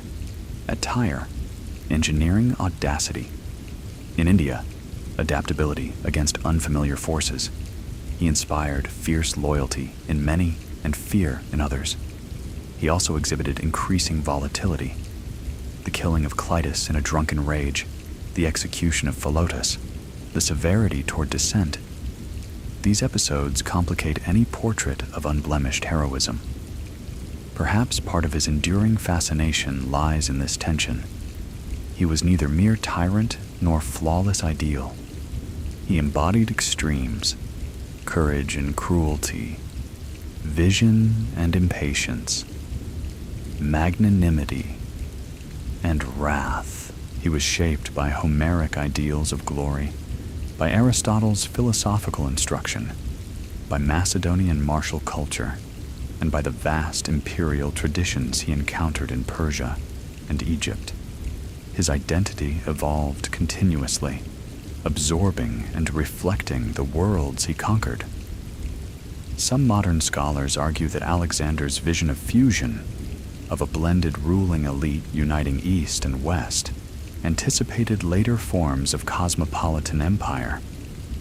Others suggest that his integration policies were pragmatic rather than idealistic, driven by necessity more than philosophical conviction. The truth likely lies between.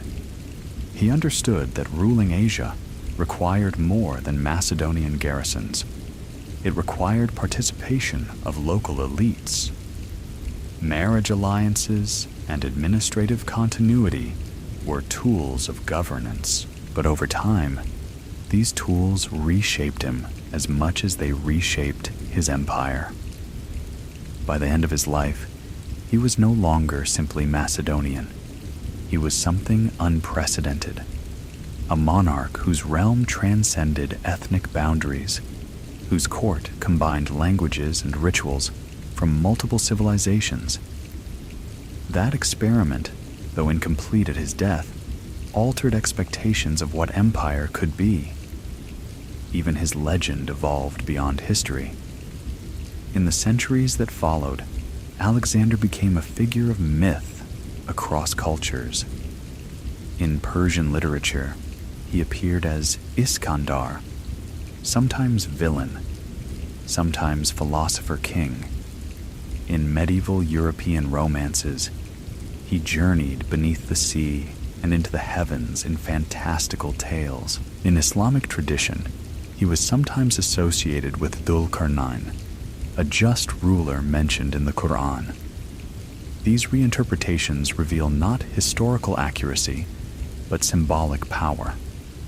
Alexander became a canvas upon which societies projected their own ideals of rulership, curiosity, and ambition. Why him? Perhaps because his life compresses narrative drama into extraordinary density. A young king inherits a fragile throne. He defeats a superpower. He crosses deserts and mountains. He challenges the limits of geography. He seeks divine recognition. He dies at the height of potential. There is no gradual decline, no slow obscurity. His story ends at its peak. Had he lived to old age, governing peacefully, his legend might have softened. Instead, it froze in brilliance and unfinished possibility. Modern assessments vary. Some view him as proto-globalizer, architect of cultural exchange. Others emphasize the destructiveness of conquest. Both perspectives hold truth. Yet beyond judgment, the scale remains undeniable.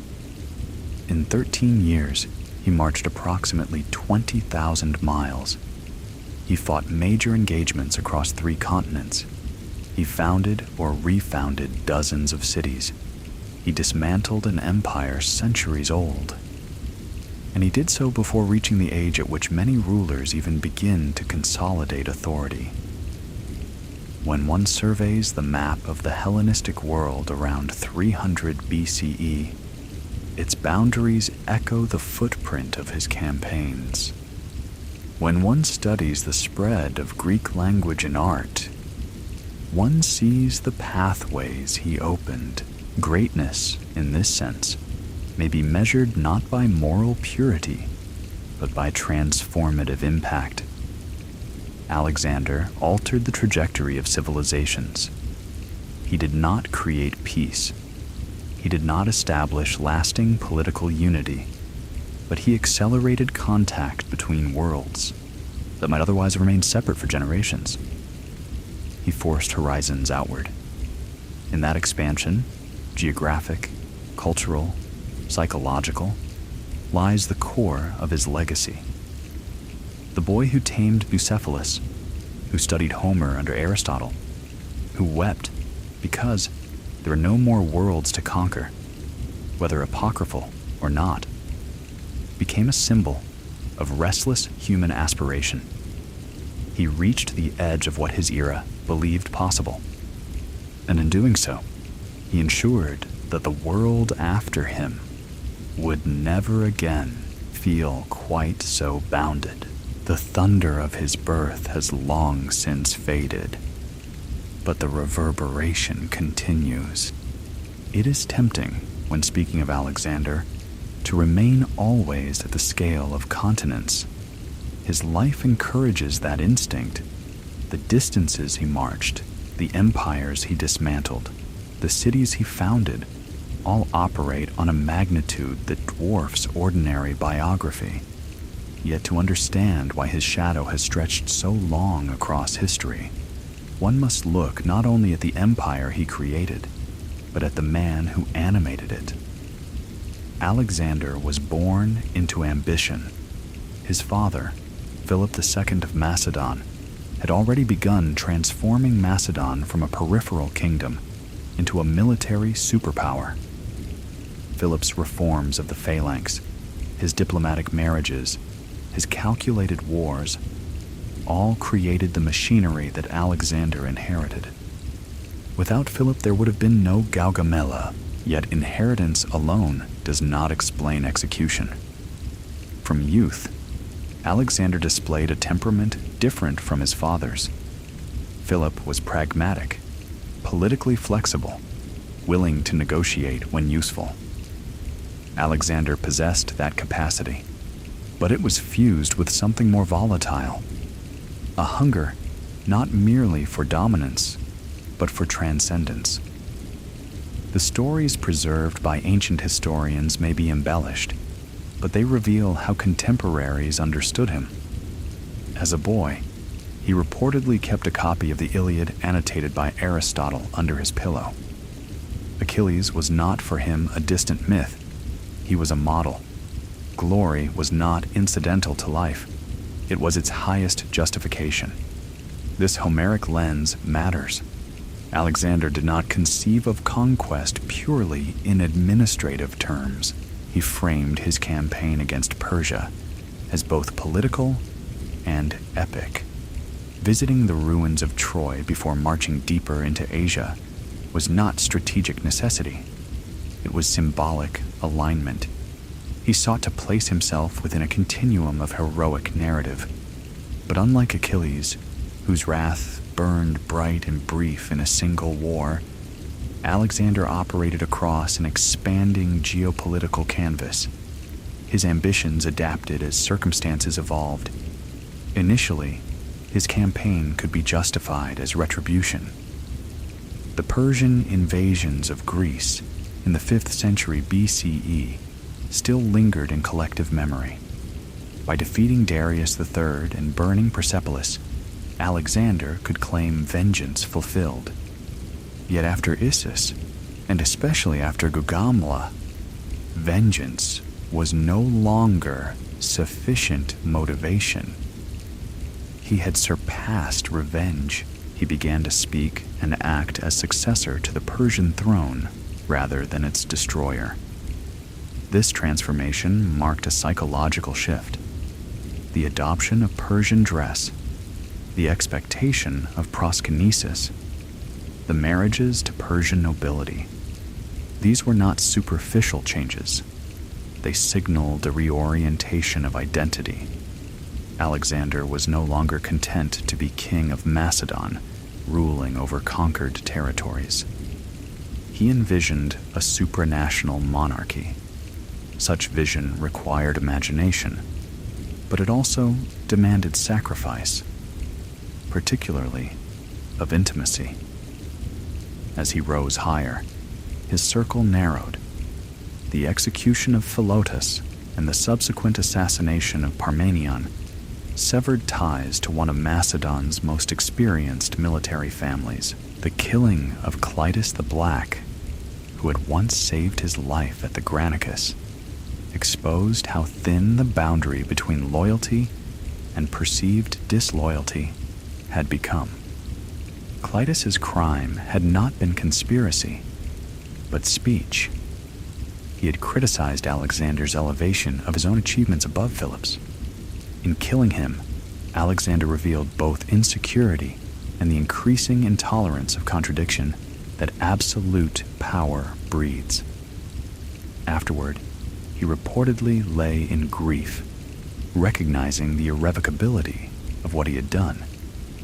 This oscillation between fury and remorse appears repeatedly in accounts of his later years. One must resist simplistic psychological diagnosis across millennia, yet patterns are visible. Alexander thrived on momentum. When movement ceased, tension surfaced. The mutiny at the Hyphasis River was not merely strategic disagreement.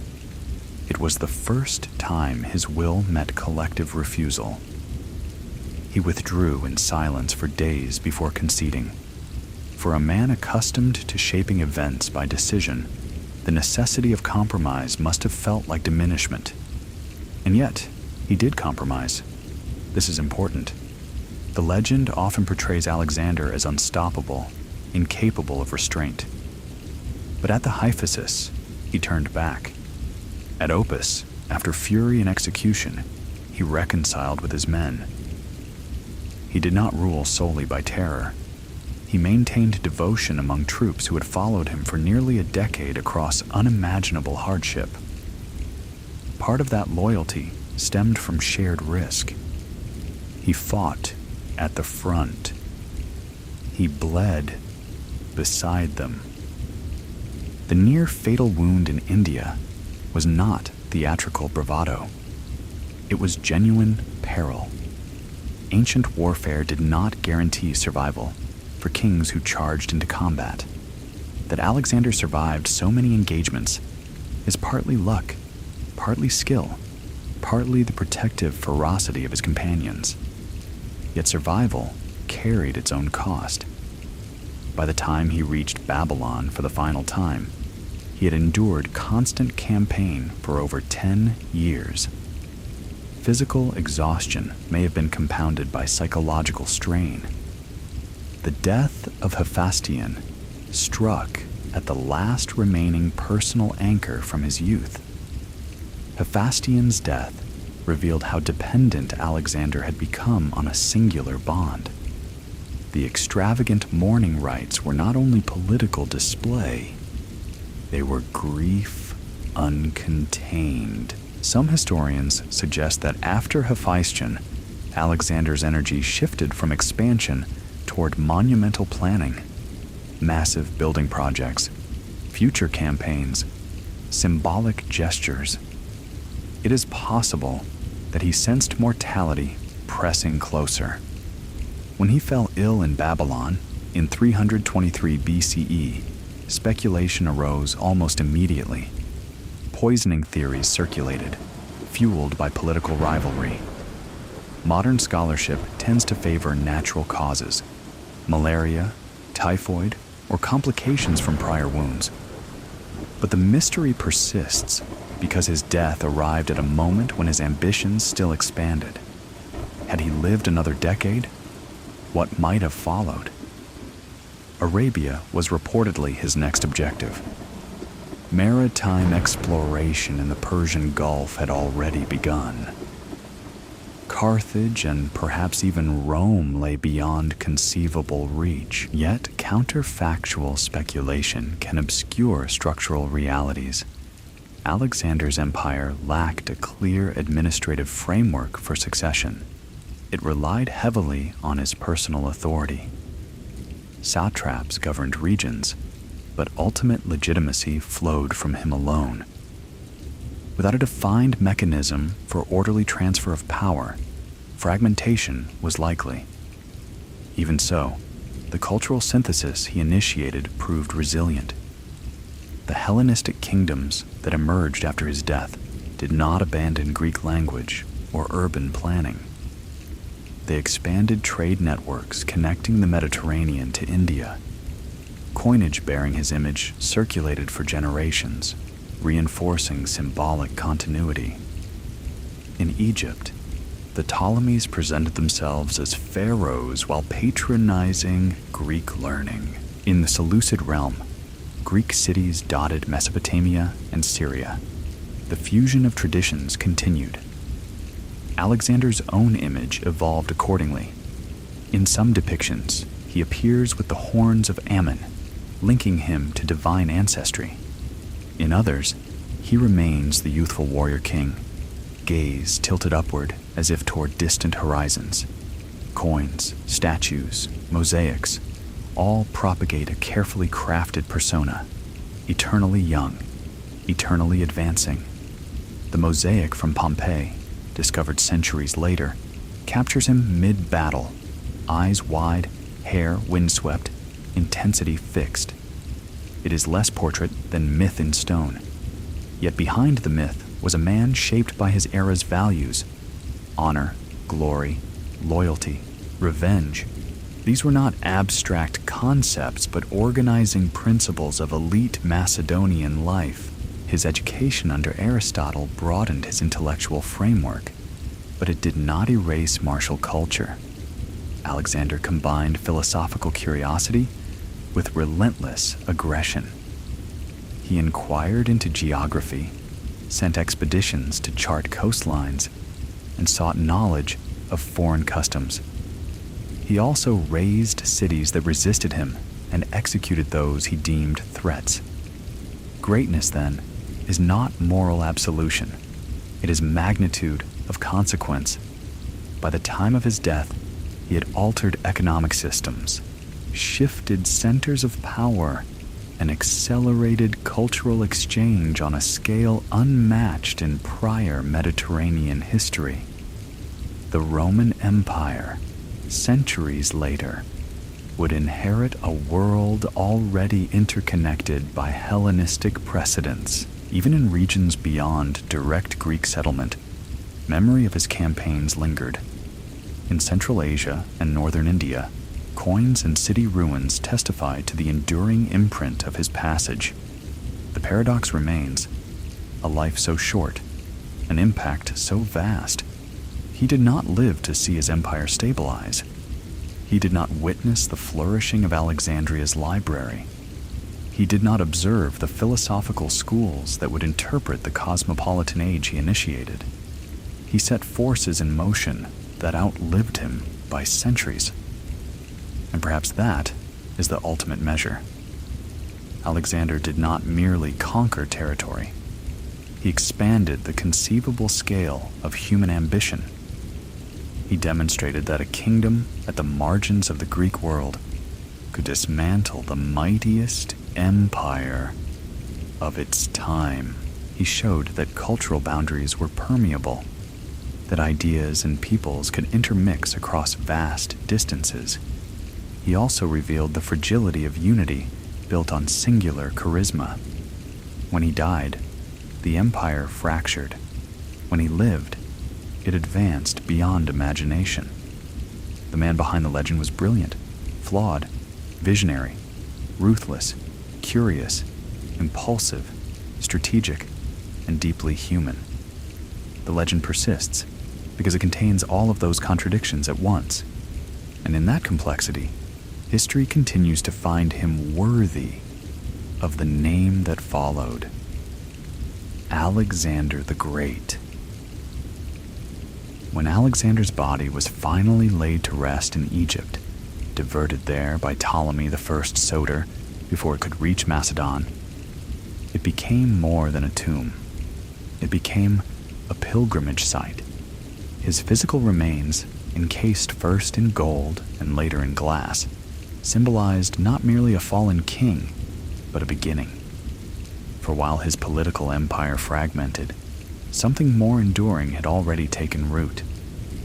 In the decades after 323 BCE, the Hellenistic world matured.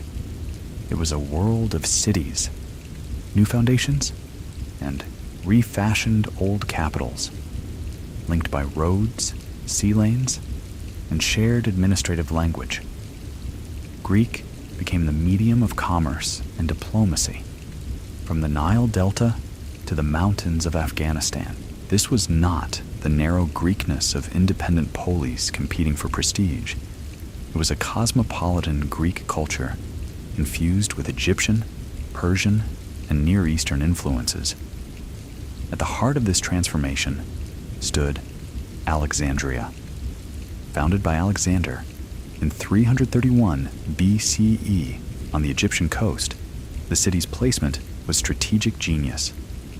Positioned between the Mediterranean Sea and the Nile's fertile arteries, it became a hinge between Africa, Asia, and Europe. Under the Ptolemies, Alexandria expanded into a metropolis of marble colonnades, bustling harbors, and intellectual ambition. The lighthouse of Pharos rose as one of the ancient world's great engineering feats, guiding ships through treacherous waters. The Mausion, Temple of the Muses, served as a state-sponsored research institution. Scholars gathered not merely to copy texts, but to critique, compare, and expand them. Within the Library of Alexandria, texts from across civilizations were collected. Ships docking in the harbor were reportedly required to surrender books for copying. Works of Homer, tragedians, mathematicians, historians, medical treatises, Babylonian astronomical records, and Egyptian lore accumulated under one roof.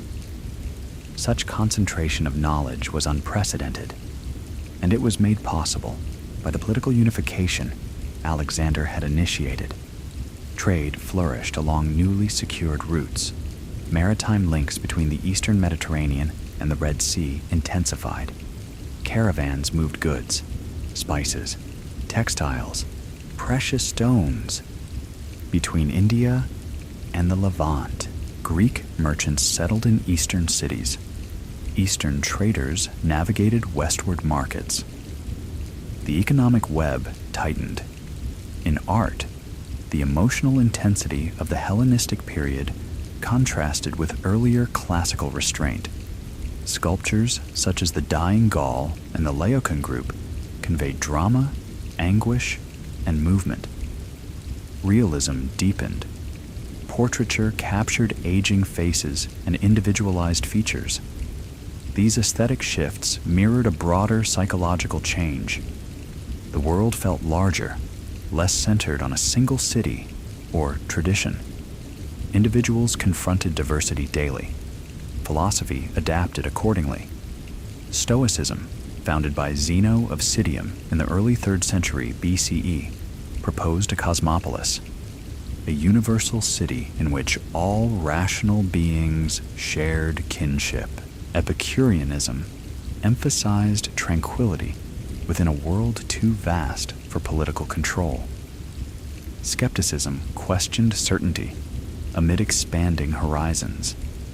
Though these schools did not emerge directly from Alexander's mind, they flourished in the environment he created, an interconnected realm where old civic boundaries no longer defined identity exclusively. Even in regions far from the Mediterranean, the imprint persisted. In Bactria and parts of India, Greek-descended rulers governed hybrid kingdoms. Coins from these regions bear Greek inscriptions alongside local iconography. In Gandhara, Hellenistic artistic influence shaped early Buddhist sculpture. Drapery, anatomical realism, and compositional balance reveal a dialogue between traditions. The exchange was not one-directional imposition.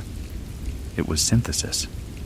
And yet, Alexander himself faded into myth even as his world matured. The Alexander Romance, a collection of fantastical tales written centuries after his death, portrayed him exploring the depths of the sea in a diving bell, ascending toward the heavens carried by griffins, conversing with strange peoples at the world's edge.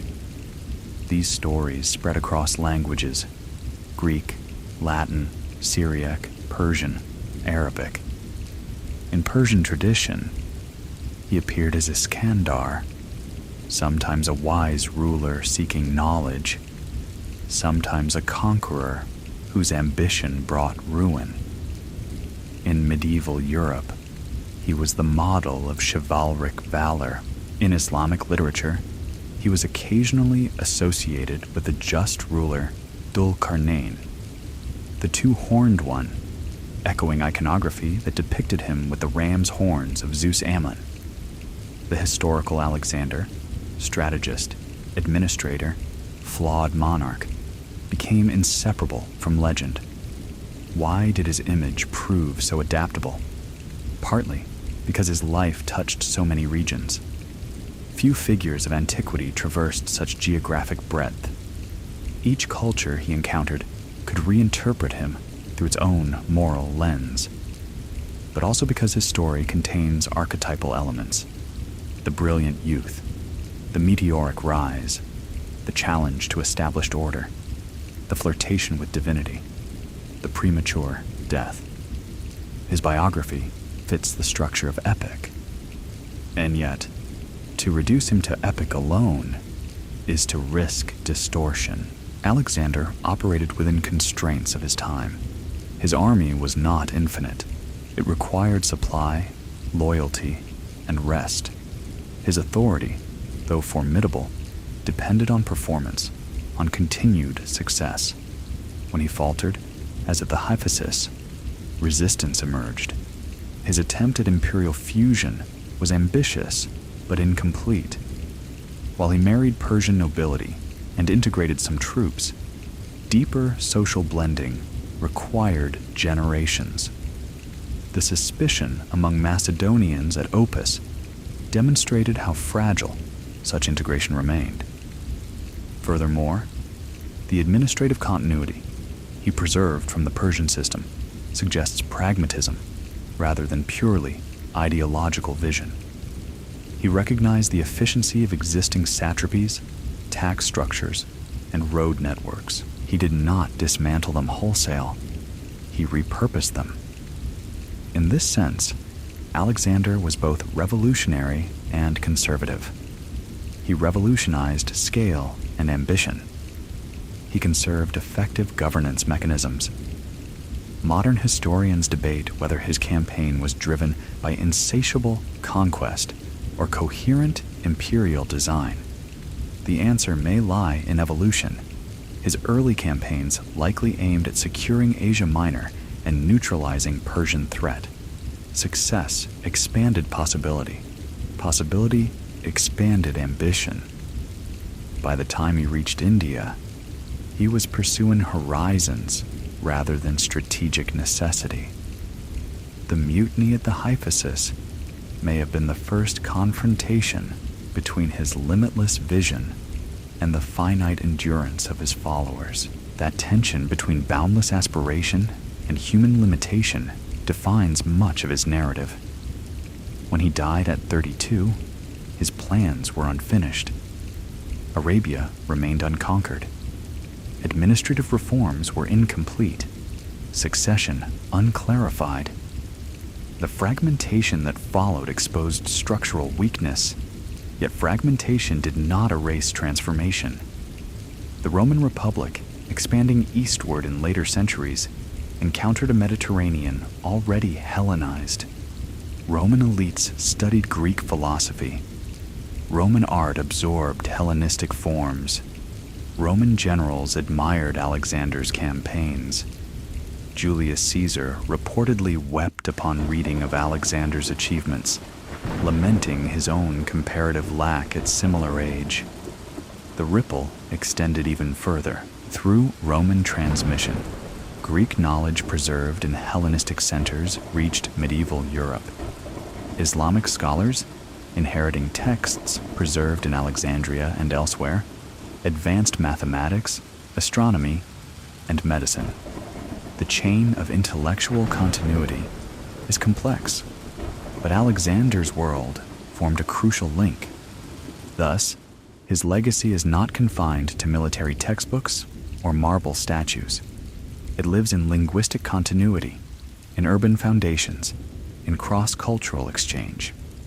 Yet perhaps the most enduring aspect of Alexander's story is psychological. He embodies the archetype of relentless striving. His life poses a question that resonates beyond antiquity. How far can ambition extend before it consumes itself? He achieved what no Macedonian king before him imagined possible. He also alienated companions, strained loyalty, and died without securing his vision's permanence. He expanded the map of the known world for Greeks, and, in doing so, expanded the map of imagination. But he did not conquer mortality. In the end, he lay fevered in Babylon, voice fading, empire vast and silent around him. The thunder that marked his birth did not prevent the stillness of his death. And yet, from that stillness, arose an age that bore his imprint for centuries. Cities named Alexandria dot maps still.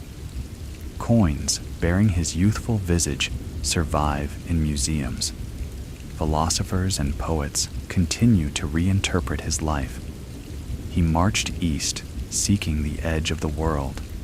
Instead, he altered its center, and in that shift, from bounded kingdoms to interconnected realms, his echo continues, not merely as conqueror, but as catalyst of a new age.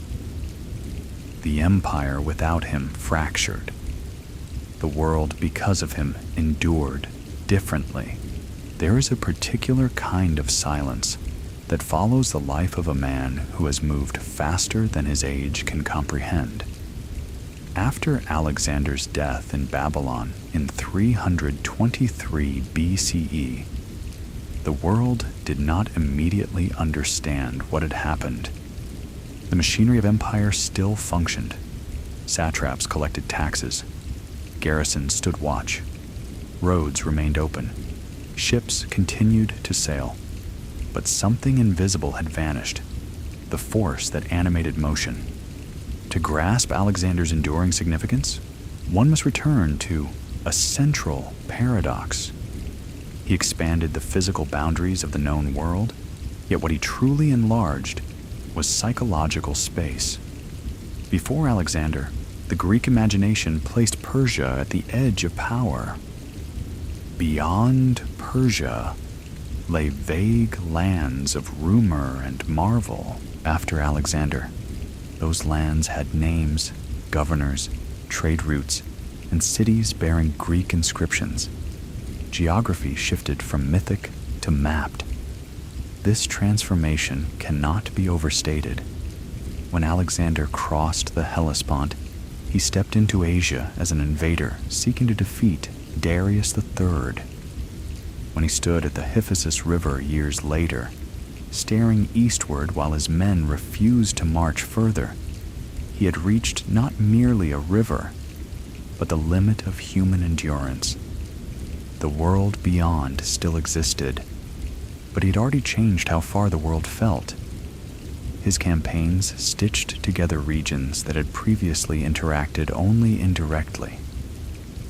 The royal road of the Persian Empire, once a symbol of Achaemenid administration, became part of a broader imperial network. Maritime exploration expanded under his admirals. Knowledge of the Indus River system entered Mediterranean awareness. Even his failures contributed to expansion. The Gedrosian Desert March was catastrophic in human cost. Thousands perished in heat and thirst.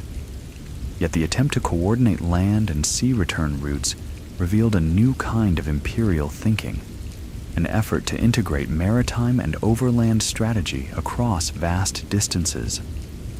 Alexander did not merely conquer, he experimented with scale. His administrative choices reflected similar experimentation. He retained many Persian satraps while placing Macedonian overseers alongside them. He encouraged intermarriage at Susa. He adopted elements of Persian ceremonial kingship while maintaining Macedonian military command structures. To some contemporaries, this appeared inconsistent or even contradictory. To modern observers, it appears as adaptive hybridity. He was not content to impose a single cultural template across his empire. Instead, he layered identities. In Egypt, he was pharaoh. In Persia, king of kings. In Macedon, hereditary monarch. In Greek cities, hegemon. Each role required different gestures, symbols, and expectations. The risk of such multiplicity, however, is fragmentation of loyalty. His Macedonian companions often interpreted his adoption of Persian customs as betrayal.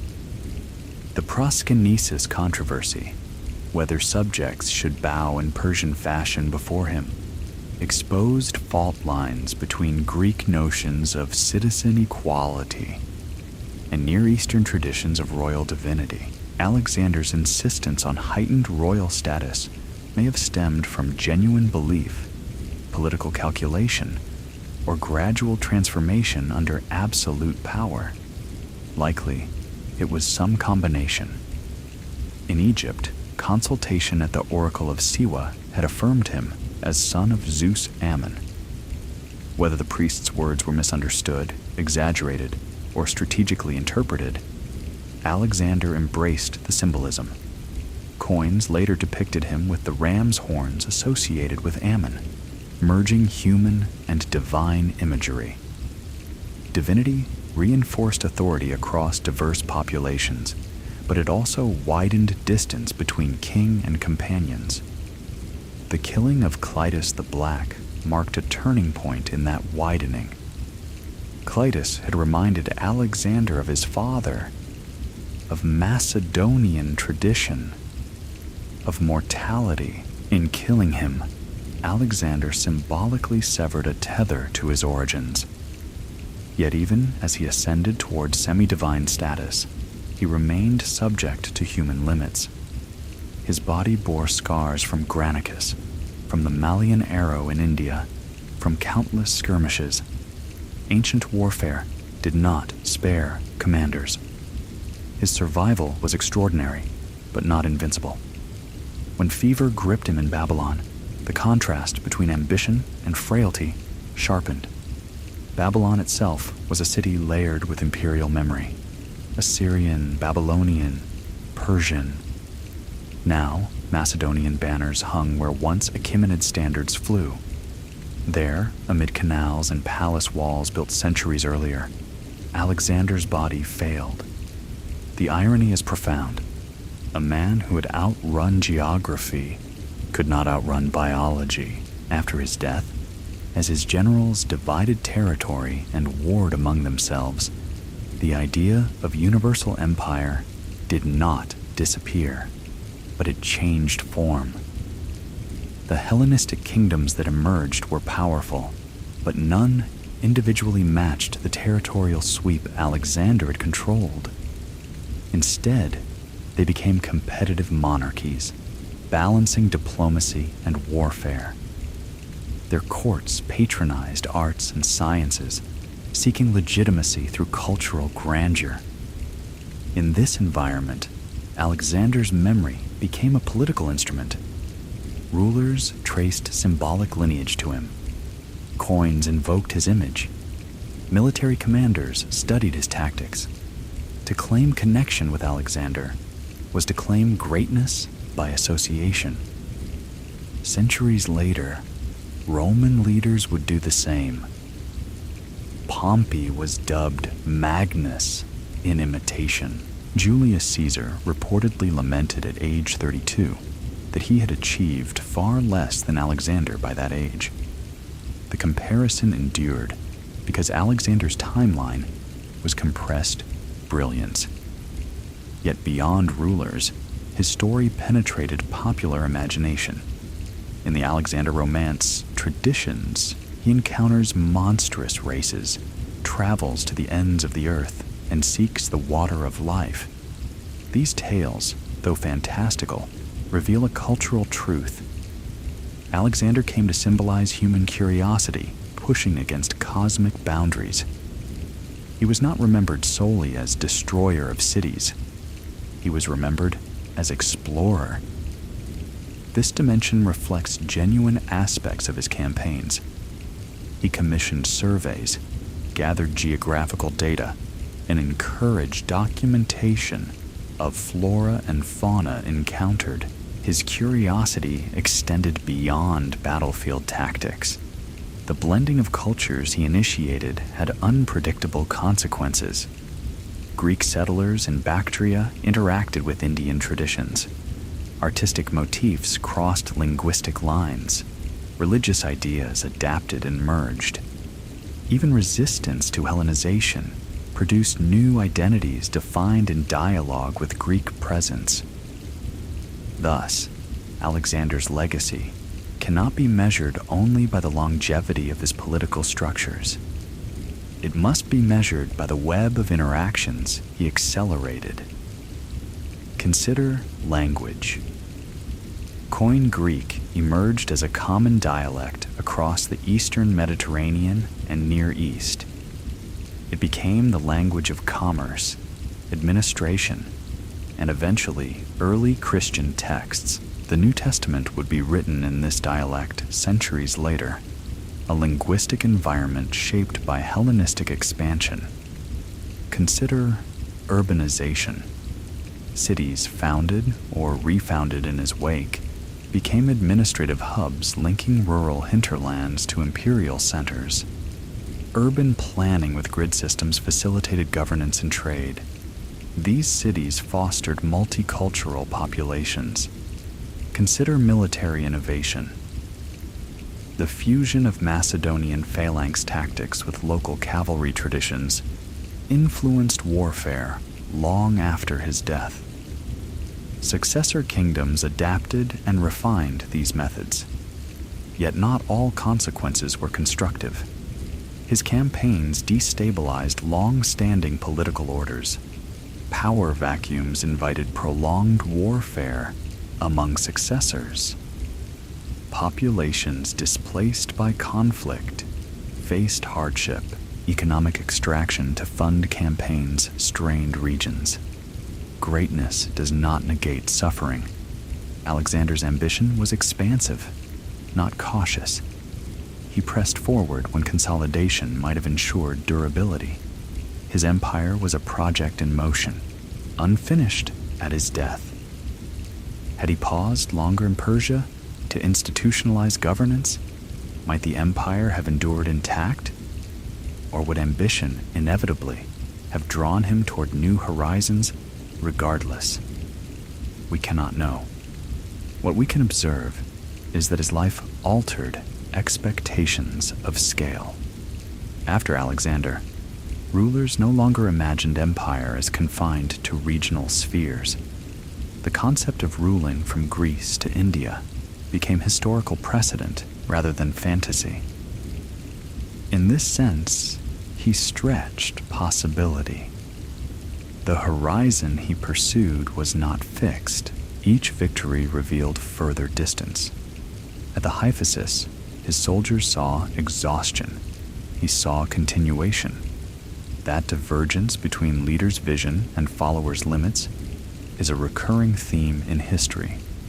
Alexander's life dramatizes it vividly. He stands as both inspiration and caution, a testament to the power of boldness and the fragility of structures built on singular will. The empire he forged did not survive him whole. The world he reshaped did. And in the centuries that followed, as new empires rose and fell, his name endured as shorthand for audacity itself.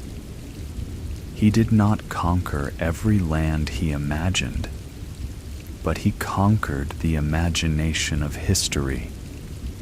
There are conquerors whose empires outlive them by centuries, and there are conquerors whose names outlive their empires. Alexander belongs to the latter category. His political structure fractured within a generation. His legend, by contrast, has endured for more than 2 millennia. To understand this durability, one must consider not only what he achieved, but how his life ended. He died at 32. That number echoes through every retelling of his story. 32. An age when many rulers are only beginning to consolidate authority, when experience is just ripening into mastery.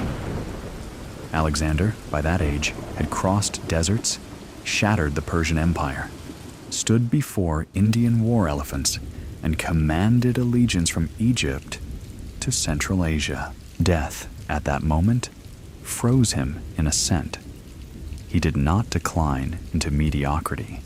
He did not preside over stagnation. He did not face visible failure of grand design.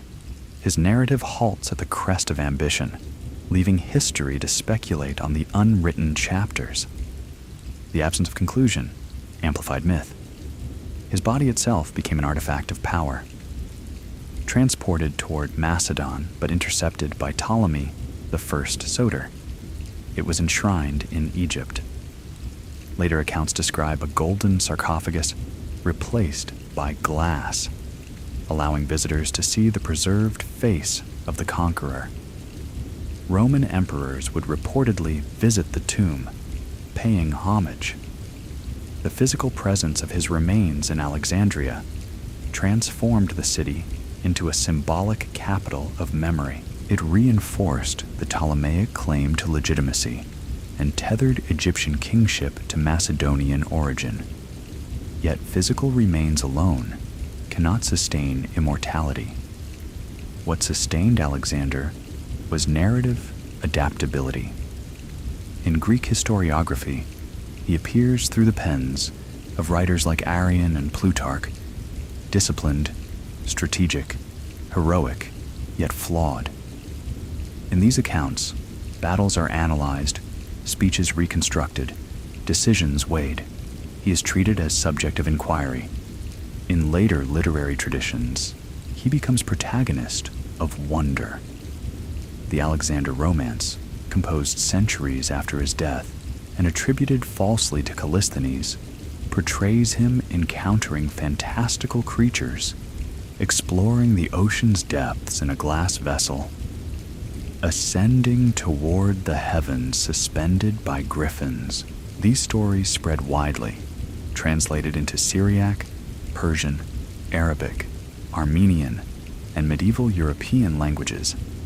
In Persian literature, particularly in works such as the Shahnameh, he appears as Iskandar, a complex figure, sometimes villainous conqueror, sometimes philosopher, king guided by sages. The Persian memory did not erase the destruction of Achaemenid rule, but it absorbed him into its own literary cosmos.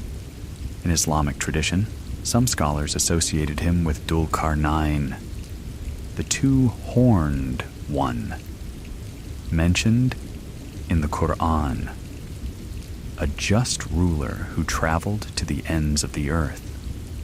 The horns correspond symbolically to depictions of Alexander, with the ram's horns of Zeus Amun. These reinterpretations reveal something remarkable. Cultures that suffered his conquest did not uniformly reject him. Instead, they reimagined him within their moral frameworks. Few conquerors achieve such cross-cultural resonance. Why? Partly because his life intersected with so many civilizations: Macedonian, Greek, Egyptian, Persian, Central Asian, Indian. Each encountered him directly.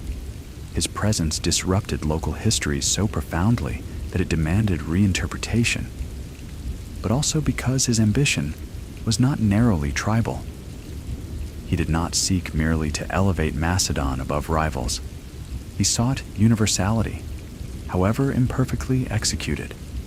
He married into Persian nobility. He adopted local customs. He founded cities rather than merely plundering them. Even where he destroyed, he rebuilt.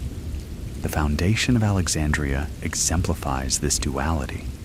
It was an imposition of Greek urban form upon Egyptian soil, yet it became a center where Egyptian, Jewish, Greek, and later Roman communities coexisted and contributed to shared intellectual life.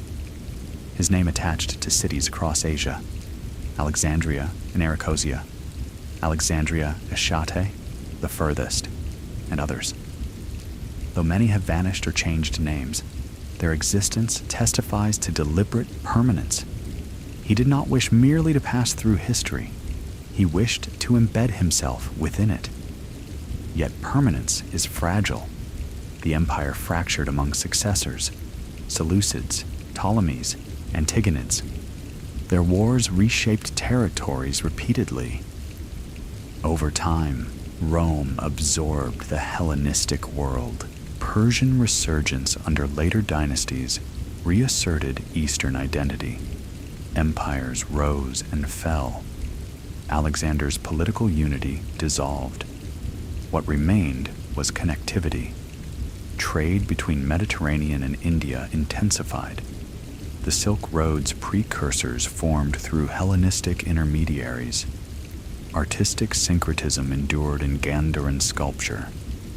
Philosophical exchange deepened across regions. His campaigns did not create globalization in the modern sense, but they accelerated interregional integration. Even language bears his imprint. Koine Greek, the common dialect that emerged during and after his campaigns, became lingua franca of commerce and governance.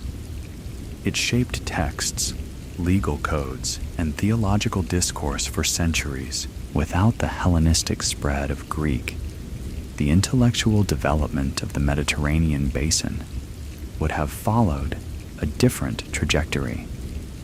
Alexander did not design this linguistic legacy intentionally. It emerged from settlement patterns and administrative necessity. Yet, it stands among his most enduring influences. The psychological dimension of his immortality may be even stronger. He embodies youth at maximum extension. His story compresses aspiration, risk, brilliance, and tragedy into a single arc. He becomes a mirror in which later leaders measure themselves. Roman generals carried copies of his campaigns. Napoleon Bonaparte studied him intensely. Even in modern military academies, Gaugamela is analyzed as a master class in maneuver warfare. But beyond generals, his name enters everyday metaphor. To call someone a great is to invoke magnitude. The title attached to Alexander became archetype, yet immortality also invites scrutiny. Modern historiography, freed from ancient hero worship, examines his campaigns with critical lens. The destruction of Thebes, the massacre at Tyre, the harsh suppression in Central Asia. These are not romantic episodes, but acts of calculated violence. The Gedrosian Desert March, often framed as demonstration of endurance, appears also as reckless decision costing thousands of lives. Was his ambition visionary or excessive? Was his integration policy enlightened or self-serving? Did he seek unity or personal deification? These questions remain open, not because evidence is absent, but because his life contains contradictions. He could show mercy to Darius III's family and ruthlessness to cities that resisted. He could grieve deeply for Hephaestion and execute companions suspected of disloyalty. He could embrace foreign customs while demanding unwavering obedience from Macedonians. He was neither purely tyrant nor purely hero. Perhaps this moral complexity strengthens rather than weakens his immortality. Simplistic figures fade as caricatures. Complex figures invite continual reinterpretation. Alexander remains subject of debate precisely because he resists easy classification. In the final analysis, immortality in history is not about perfection. It is about impact and narrative force. Alexander altered the map of his world more rapidly and dramatically than any predecessor in Mediterranean history. He connected civilizations that had previously regarded one another across distance and myth. He catalyzed an age of cultural fusion whose consequences shaped centuries. He also left unresolved tensions that erupted in war after his death. His life was a surge forward. His death exposed structural fragility. Yet, even fragmentation did not erase the echo. Statues of him still stand, on horseback, gaze fixed forward. Museums preserve mosaics capturing his intensity mid-battle. Scholars continue to write, argue, and reinterpret. He sought glory in life. He achieved permanence in memory. The empire dissolved. The name endured. And in that endurance, across languages and eras, Alexander achieved the only conquest no general can fully command: time. If one stands before the ruins of Persepolis today, columns rising from windswept stone, reliefs worn yet defiant, it is difficult not to feel the layered presence of empire. Persian kings once ascended those staircases beneath carved delegations, bringing tribute from across their dominions. Then Alexander entered, victor at Gaugamela, heir to the throne of Persian Empire. Flames consumed the cedar roofs. Centuries passed. Wind remained. History is sediment. Alexander is one of its sharpest strata. And yet, what lingers most powerfully is not what he finished, but what he left incomplete. When he died in Babylon in 323 BCE, preparations were underway for further campaigns. Arabia was being surveyed. Fleets were under construction. Administrative reforms were in progress. Veterans had been discharged. New troops trained in hybrid Macedonian-Persian formations. The empire was not stabilizing into quiet permanence. It was still in motion. This state of motion defines Alexander's life. He was rarely stationary for long. Even during winter quarters, he planned, reorganized, reimagined. The tempo of his reign defies comparison with most ancient monarchs. But motion has a cost. His soldiers aged in armor. Boys who had crossed the Hellespont returned as hardened men, if they returned at all. Families in Macedon waited years without news. Garrisons established in distant lands found themselves surrounded by unfamiliar languages and climates. Alexander's personal endurance often masked collective fatigue. The mutiny at the Hephaestus River in India was not rebellion born of cowardice. It was exhaustion, confronting infinity. The soldiers had followed him through Anatolia, Syria, Egypt, Mesopotamia, Persia, Bactria. Each horizon conquered revealed another. At the Hephaestus, they chose an edge. Alexander's silence in his tent after their refusal is telling. It was perhaps the only time in his career that willpower alone failed to bend circumstance. Eventually, he conceded, not publicly as defeat, but framed as obedience to omens. Yet beneath ritual explanation lay reality. empire is bounded by human endurance.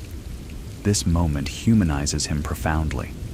For all his ambition, he could not compel limitless loyalty indefinitely. He could inspire, reward, threaten, reconcile, but he could not abolish fatigue. And still, even after turning back from India, he did not turn inward toward rest. The Gedrosian Desert March, whether conceived as demonstration of resilience, punishment for earlier defiance, or strategic miscalculation, inflicted terrible losses. Thousands perished under relentless sun. If ambition pushed him forward, pride may have pushed him through that desert. The decision remains one of the most debated of his career. Some historians argue he sought to outdo earlier Persian kings who had failed in the region. Others suggest logistical complexity rather than vanity drove the route. Regardless of motive, the march revealed both determination and risk. When Alexander emerged from Gedrosia and reached Carmania, he staged celebrations. Festivity after catastrophe suggests psychological necessity, a need to reclaim narrative from suffering. His empire by then spanned approximately 2 million square miles. From the Adriatic to the Indus, from the Nile to Central Asia, territories acknowledged his authority. No Mediterranean ruler before him had commanded such breadth. Yet breadth without succession plan is precarious. His marriage to Roxana had produced no living heir at the time of his death, though she was pregnant. His later marriage to Statera linked him to the Achaemenid line, but he did not establish a clear mechanism for orderly transition. Perhaps he assumed time remained. 32 is an age of forward gaze, not mortality calculation. When fever overtook him in Babylon, the scene must have felt unreal to those gathered. The man who had charged into cavalry lines, who had survived arrows and blades, lay immobilized by unseen force. Accounts describe soldiers filing past his bed, seeking reassurance. Some traditions claim he lifted his head weakly in acknowledgement. Whether literal or literary, the image captures collective disbelief. He died without naming a definitive successor. "To the strongest," he is said to have whispered. Whether apocryphal or authentic, the phrase encapsulates the ethos of his world. Power legitimized by capability. The wars that followed among his generals, Perdiccas, Ptolemy the First Soter, Seleucus, Antigonus, Lysimachus, were not aberrations, but extensions of that ethos. They had been shaped by a leader who valued boldness and strategic mastery. In his absence, they pursued mastery themselves. The empire fractured politically, yet culturally, the horizon remained widened. Greek settlers in Bactria did not vanish. Egyptian priesthood did not reject Hellenistic patronage. Trade routes once secured continued to operate. The idea of transcontinental dominion persisted as viable aspiration. Centuries later, Rome would inherit much of the Hellenistic East. Roman administrators governed provinces once ruled by Alexander's successors. Roman elites admired Greek culture, studied Greek philosophy, and measured military campaigns against Alexander's. Even beyond Rome, echoes extended. In Central Asia, Indo-Greek kingdoms endured for generations.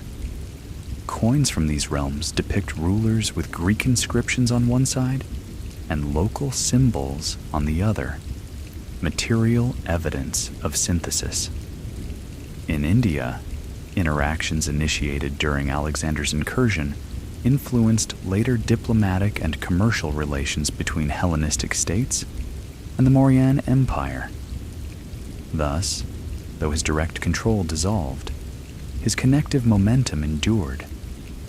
One might ask, had he lived longer, could he have consolidated unity more firmly? Perhaps.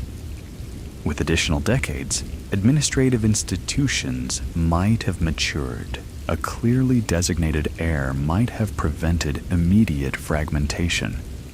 Integration policies might have softened Macedonian resentment and deepened Persian partnership.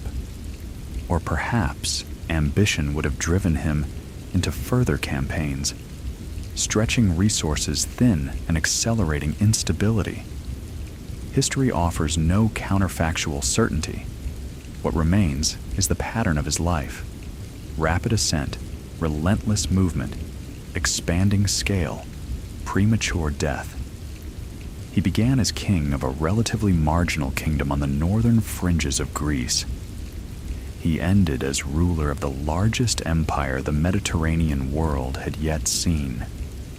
He inherited a military machine forged by Philip II of Macedon. He refined and deployed it with unprecedented audacity. He was educated by Aristotle, absorbing philosophy that emphasized inquiry and reason. He was inspired by Homeric epic, seeking kleos, imperishable glory. He lived at the intersection of intellect and violence. His story resists reduction to singular moral lesson. He demonstrated that cultural boundaries are permeable. He demonstrated also that power concentrated in one will is unstable beyond that will's lifespan. He sought immortality through conquest. He achieved it through memory. The horizon he chased was never truly geographic. It was existential, the desire to expand beyond limitation, to inscribe oneself upon time. At the Hyphasis, his soldiers chose limitation. At Babylon, his body enforced it. Yet, in the centuries since, scholars, rulers, poets, and generals have returned to his life seeking insight, warning, inspiration. Alexander did not reach every shore he imagined, but he permanently altered where the shores were thought to be. And that alteration of maps, of minds, of possibility is perhaps the most enduring conquest of all. The horizon remains unfinished. But because he pursued it, the world grew larger.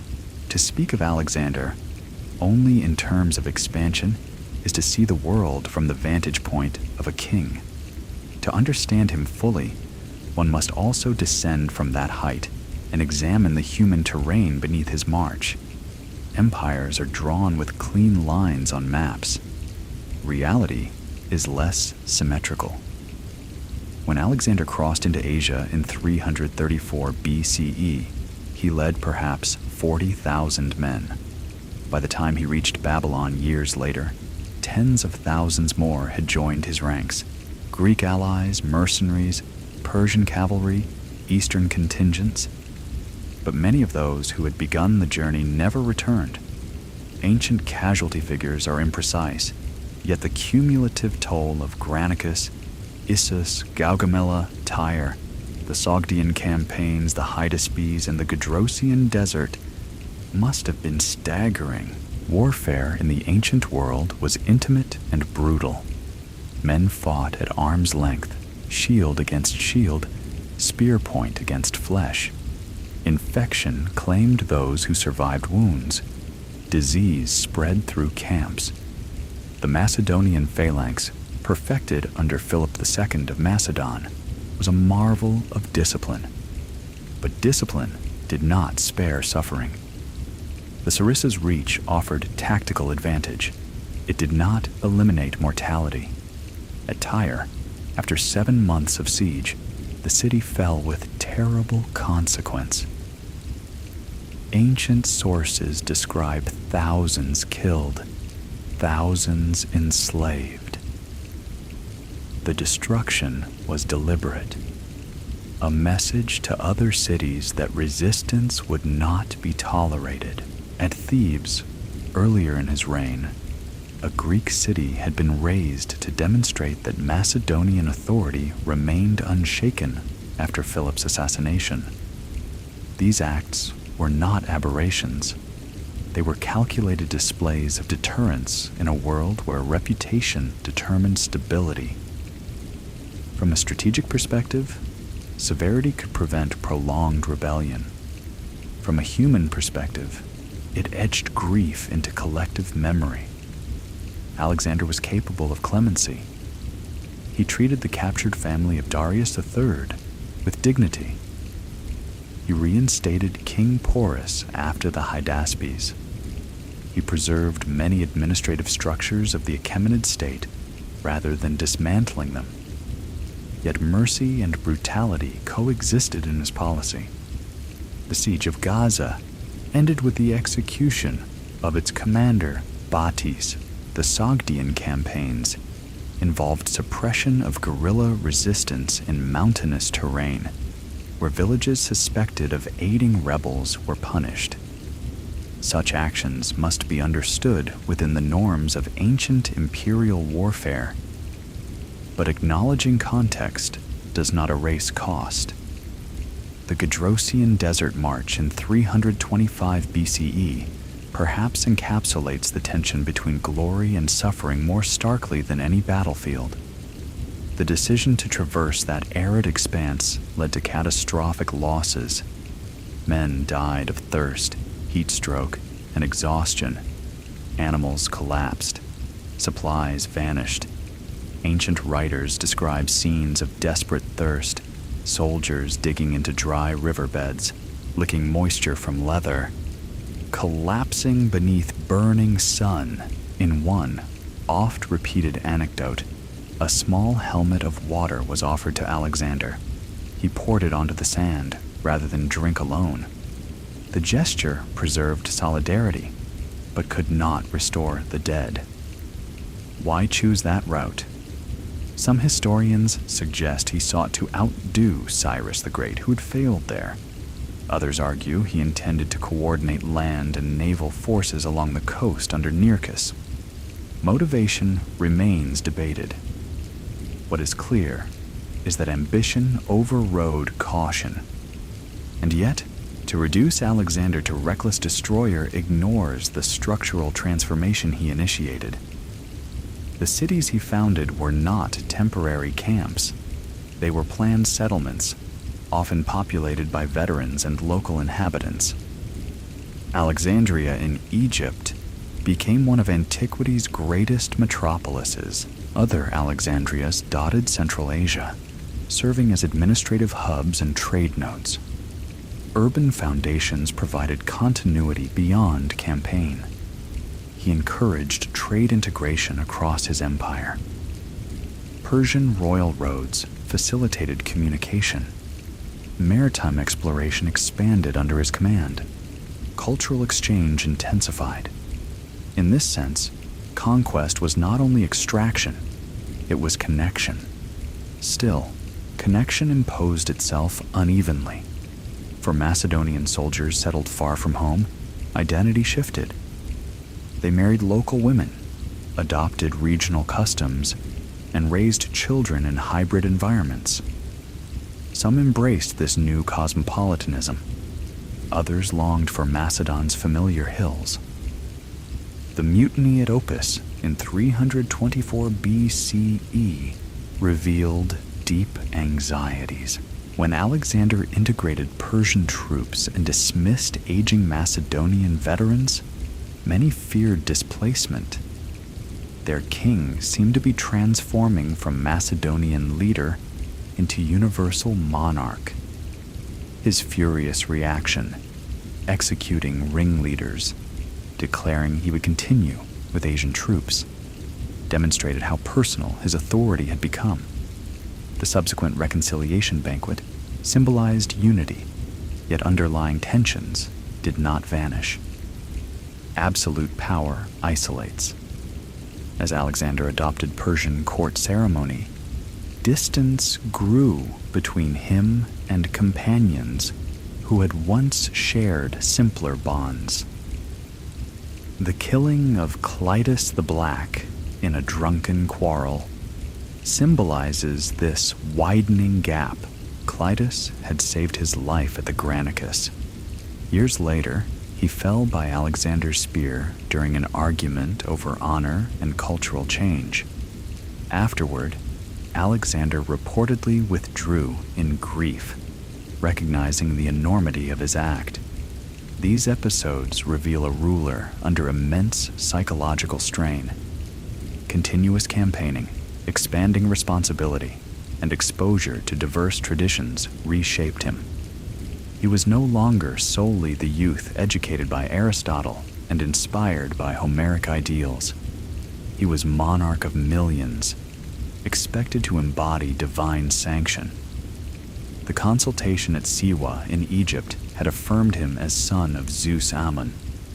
Whether he believed fully in divine parentage or leveraged it politically, the symbolism elevated him beyond ordinary kingship. Divinity grants authority, but at cost of equality. Among Macedonians, kings were first among peers, leading in battle. Persian tradition elevated the great king to semi-sacred status. Alexander attempted to inhabit both models simultaneously. Such duality is difficult to sustain. When he died in Babylon, the fragility of unity became evident. No clear successor stood ready. Roxana's unborn child would later become Alexander IV, but infancy cannot command armies. Philip III Aridaeus lacked capacity for independent rule. The empire had expanded faster than its institutions. The wars of the successors were violent and prolonged. Territories shifted repeatedly. Former allies became enemies. The dream of unified rule dissolved into competing kingdoms. Yet the Hellenistic world that emerged was not mere wreckage. It was a reconfiguration. Greek language spread widely. Artistic styles merged. Trade intensified. Intellectual centers flourished, particularly in Alexandria. Thus, Alexander's legacy contains both devastation and dynamism. He accelerated history. He disrupted established powers and forced new alignments. He shortened distances between civilizations. He also left scars. To assess him requires holding both truths. He was shaped by the values of his era: honor, glory, conquest, divine favor. Within that framework, he pursued excellence relentlessly. He rewarded loyalty, punished dissent, adapted tactics brilliantly, and displayed personal bravery rarely matched. He also demanded absolute obedience, tolerated little contradiction, and sometimes allowed pride to eclipse prudence. Perhaps the most striking feature of his story is compression. In 13 years, he lived what might otherwise span generations. Campaign followed campaign with scarcely a pause. Decisions carried continental consequence. His death at 32 arrests narrative before decline can temper intensity. He remains perpetually ascending in memory. If he had ruled peacefully for decades, negotiating trade disputes and managing bureaucratic reform, would the legend burn so brightly? Unfinished stories invite imagination. The horizon he chased remained just beyond reach. Arabia unconquered, Western Mediterranean untouched, administrative fusion incomplete. He died not in retreat, but in preparation. In that sense, his life resembles a drawn bow released mid-flight. The arrow did not land where he intended, but its trajectory altered the landscape permanently. The cost of conquest was immense, in blood, in displacement, in instability. The consequence of conquest was transformative, in culture, in connectivity, in ambition. Alexander stands at that intersection, neither purely hero nor purely tyrant, but undeniably, irrevocably consequential. And so history continues to weigh him, not as myth alone, but as force. When Alexander died in Babylon in 323 BCE, the air did not tremble, the earth did not split, and no visible boundary marked the end of an age. Armies still stood in formation. Satraps still governed provinces. Taxation, trade, and temple rituals continued as they had the day before. And yet, an era had ended. It is one of history's quiet paradoxes that the death of a man can dissolve what armies could not. Alexander had defeated Darius III in open battle. He had marched through deserts and mountains. He had survived arrows and blades. But fever, unseen and unchallenged, accomplished what no enemy could. In the months following his death, the question that haunted every commander was not whether the empire would survive, but who would possess it. There was no established doctrine of imperial succession across such a vast, culturally diverse territory. Macedonian kingship traditionally passed through bloodline, yet the only legitimate heir, the unborn child who would become Alexander IV, could not rule. Philip III, Aridaeus, his half-brother, lacked the mental capacity to command independently. The empire had expanded faster than its institutions. In the absence of a central will, the generals, the diadochi, moved. Perdiccas attempted to hold regency. Ptolemy I Soter secured Egypt. Seleucus maneuvered eastward. Antigonus consolidated power in Asia Minor. Cassander sought dominance in Macedon and Greece. Lysimachus held Thrace. Each had marched beside Alexander. Each had absorbed his lessons in strategy, speed, and ambition. None possessed his singular authority. The wars that followed were not mere power struggles. They were contests over legacy.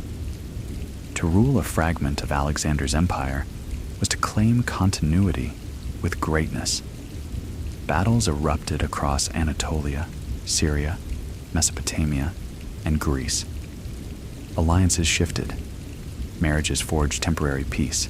Betrayals shattered it. Within a generation, the empire was partitioned into durable Hellenistic kingdoms. The Ptolemaic kingdom in Egypt, the Seleucid Empire stretching across much of Asia, and the Antigonid dynasty in Macedon. Unity was gone. But something else remained: interconnection. Under the Ptolemies, Alexandria flourished as a center of commerce and scholarship. Under the Seleucids, cities such as Antioch became hubs of governance and culture. Greek settlers intermingled with local populations. Artistic and intellectual exchange intensified. The political structure had fractured. The cultural network endured. Trade routes linking the Mediterranean to Central Asia remained active. Goods flowed: grain from Egypt, silver from Anatolia, spices from India. Merchant communities became trans-regional. Economic life no longer conformed strictly to pre-Alexandrian boundaries. The psychological map of the world had expanded permanently. Before Alexander, the Greek worldview was centered tightly around the Aegean basin. Persia was vast but distant, more adversary than integrated neighbor. India was legend.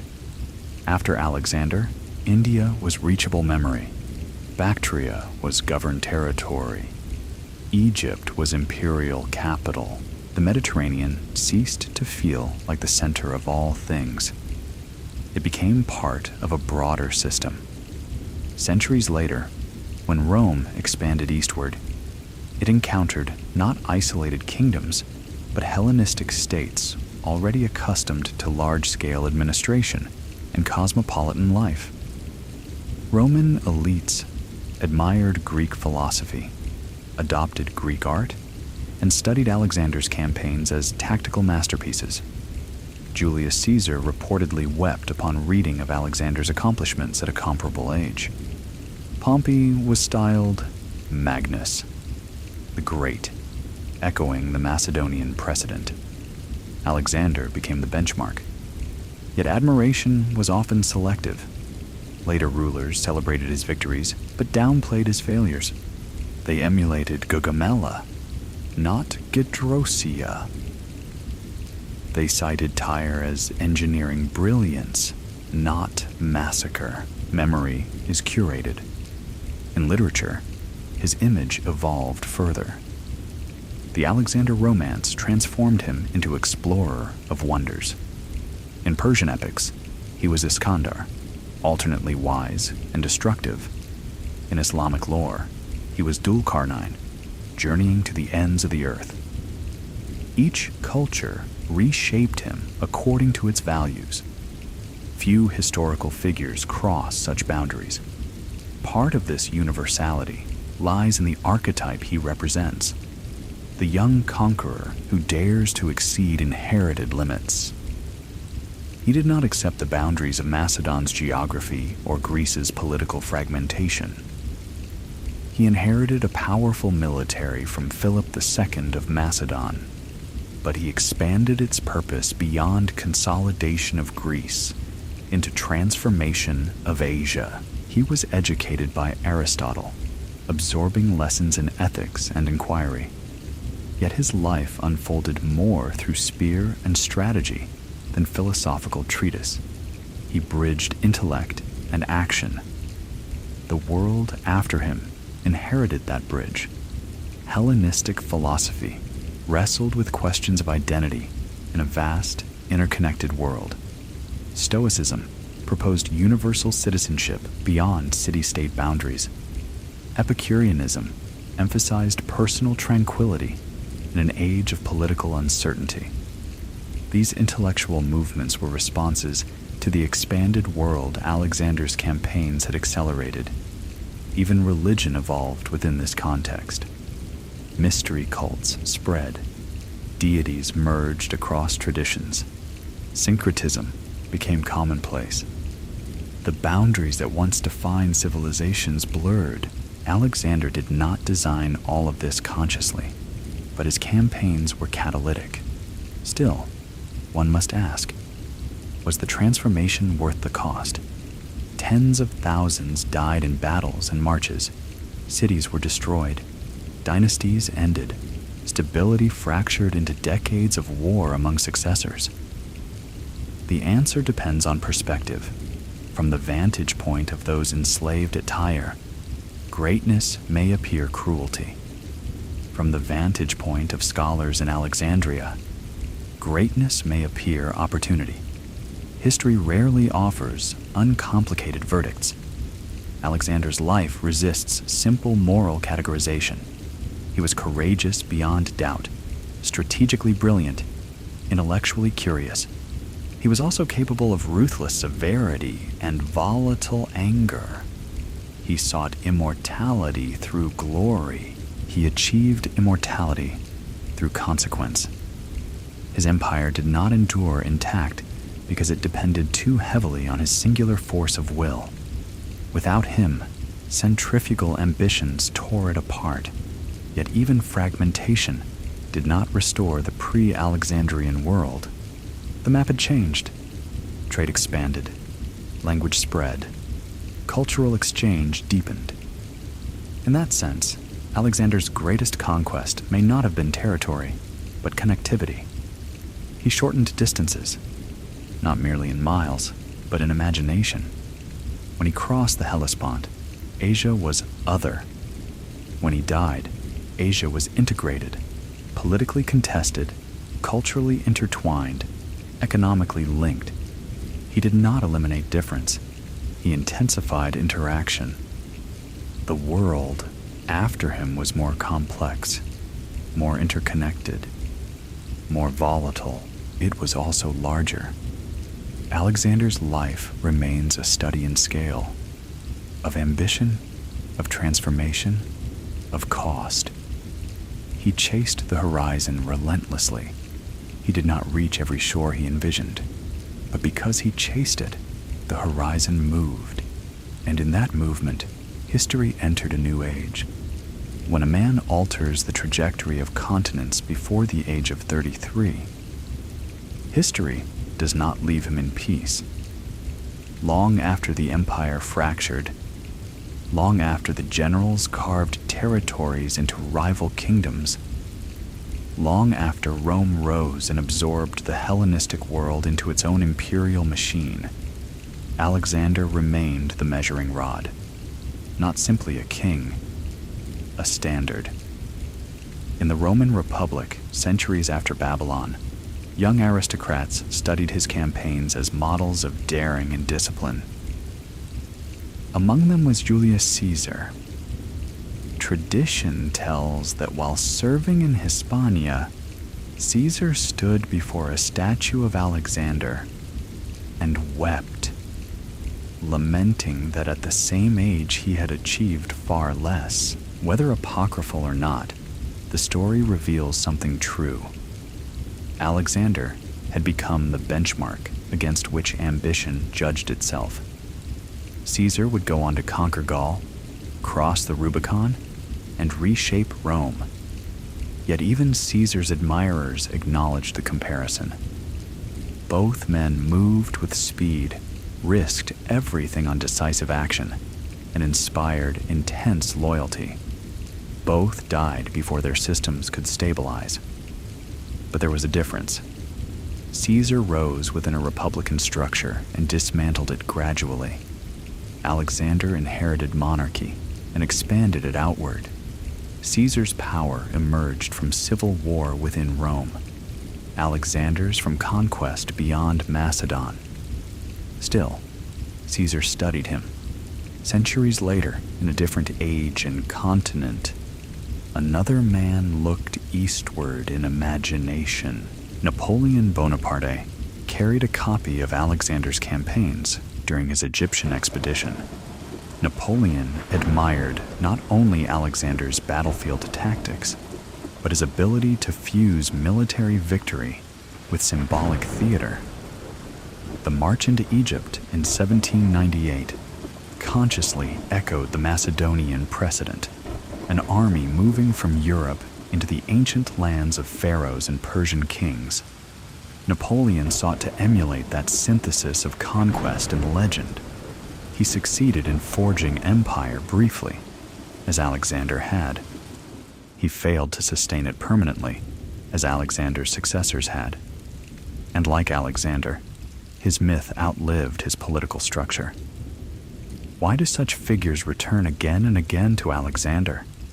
Because he represents ambition at full extension, not cautious ambition, not incremental reform, but expansion so rapid it strains the limits of governance itself. He is the archetype of the audacious leap, and yet, as later conquerors discovered, the leap carries gravity. Alexander's empire fragmented almost immediately after his death. The unity he imposed proved inseparable from his presence. Napoleon's continental system collapsed after military defeat. Caesar's assassination plunged Rome into further civil war before imperial stability emerged under Augustus. The pattern suggests a structural tension. Charismatic expansion often outpaces institutional consolidation. Alexander embodied that tension. His military brilliance is rarely questioned. At Gaugamela, his oblique advance and decisive cavalry wedge shattered a numerically superior force under Darius III. At Tyre, engineering ingenuity overcame natural defenses. In India, adaptability neutralized war elephants at the Hydaspes. These battles remain studied in military academies, but administration is slower than battle. He retained Persian satrapies and integrated local elites. Yet the mechanisms for succession remained fragile. His attempt at cultural fusion, marriages at Susa, integration of Persian troops, was visionary but incomplete. Time ran out. Had he lived 20 more years, perhaps he would have institutionalized succession, stabilized governance, and transformed ambition into durable structure. Or perhaps further campaigns would have strained cohesion beyond repair. History offers no second draft. What remains is the outline of a life lived at extreme velocity. He marched approximately 20,000 miles. He fought in climates ranging from Balkan winters to Mesopotamian heat to Indian monsoon. He encountered languages, religions, and landscapes unknown to Greeks of his youth. He expanded the map, and in doing so, expanded consciousness. Before Alexander, the Greek world was a network of city-states clustered around the Aegean. Persia was distant adversary. India was rumor. After Alexander, Greek language flowed from Egypt to Bactria. Trade routes linked Mediterranean ports with the Indus. Philosophers debated cosmopolitan citizenship in cities populated by Egyptians, Jews, Greeks, and Syrians.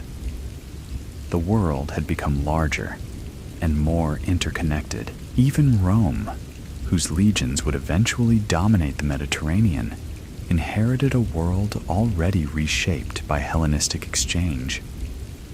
Roman art absorbed Greek forms. Roman education centered on Greek literature.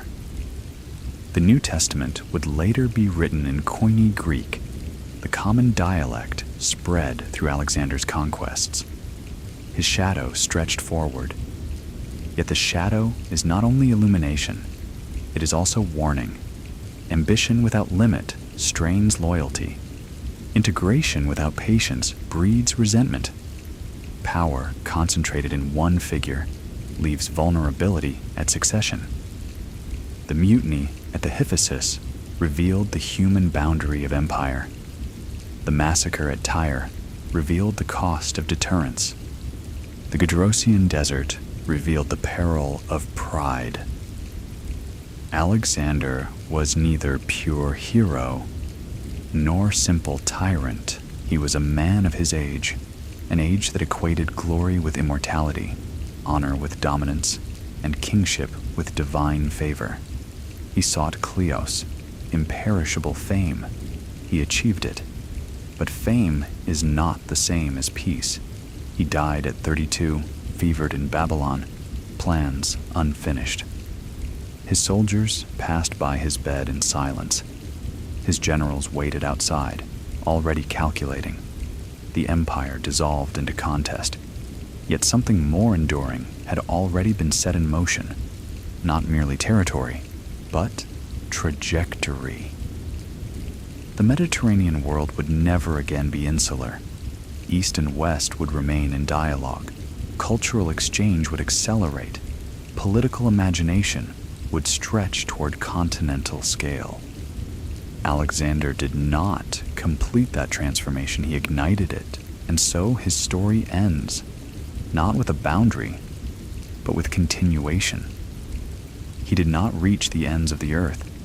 He redefined where the ends seemed to be. The horizon he chased remains, as all horizons do, just beyond the line of sight. But because he pursued it, the world grew larger. And because the world grew larger, history could never again shrink back to what it had been. That is the smooth truth beneath the legend. The empire ended, the expansion endured, and somewhere between thunder at his birth and silence at his death, a young king from Macedon altered the scale of human possibility. The world is quieter now. The banners are lowered. The armies have marched home or vanished into history. The dust of Gaugamela has long settled. The flames of Persepolis have have turned to cold stone. The rivers of India still flow, indifferent to the men who once crossed them in armor.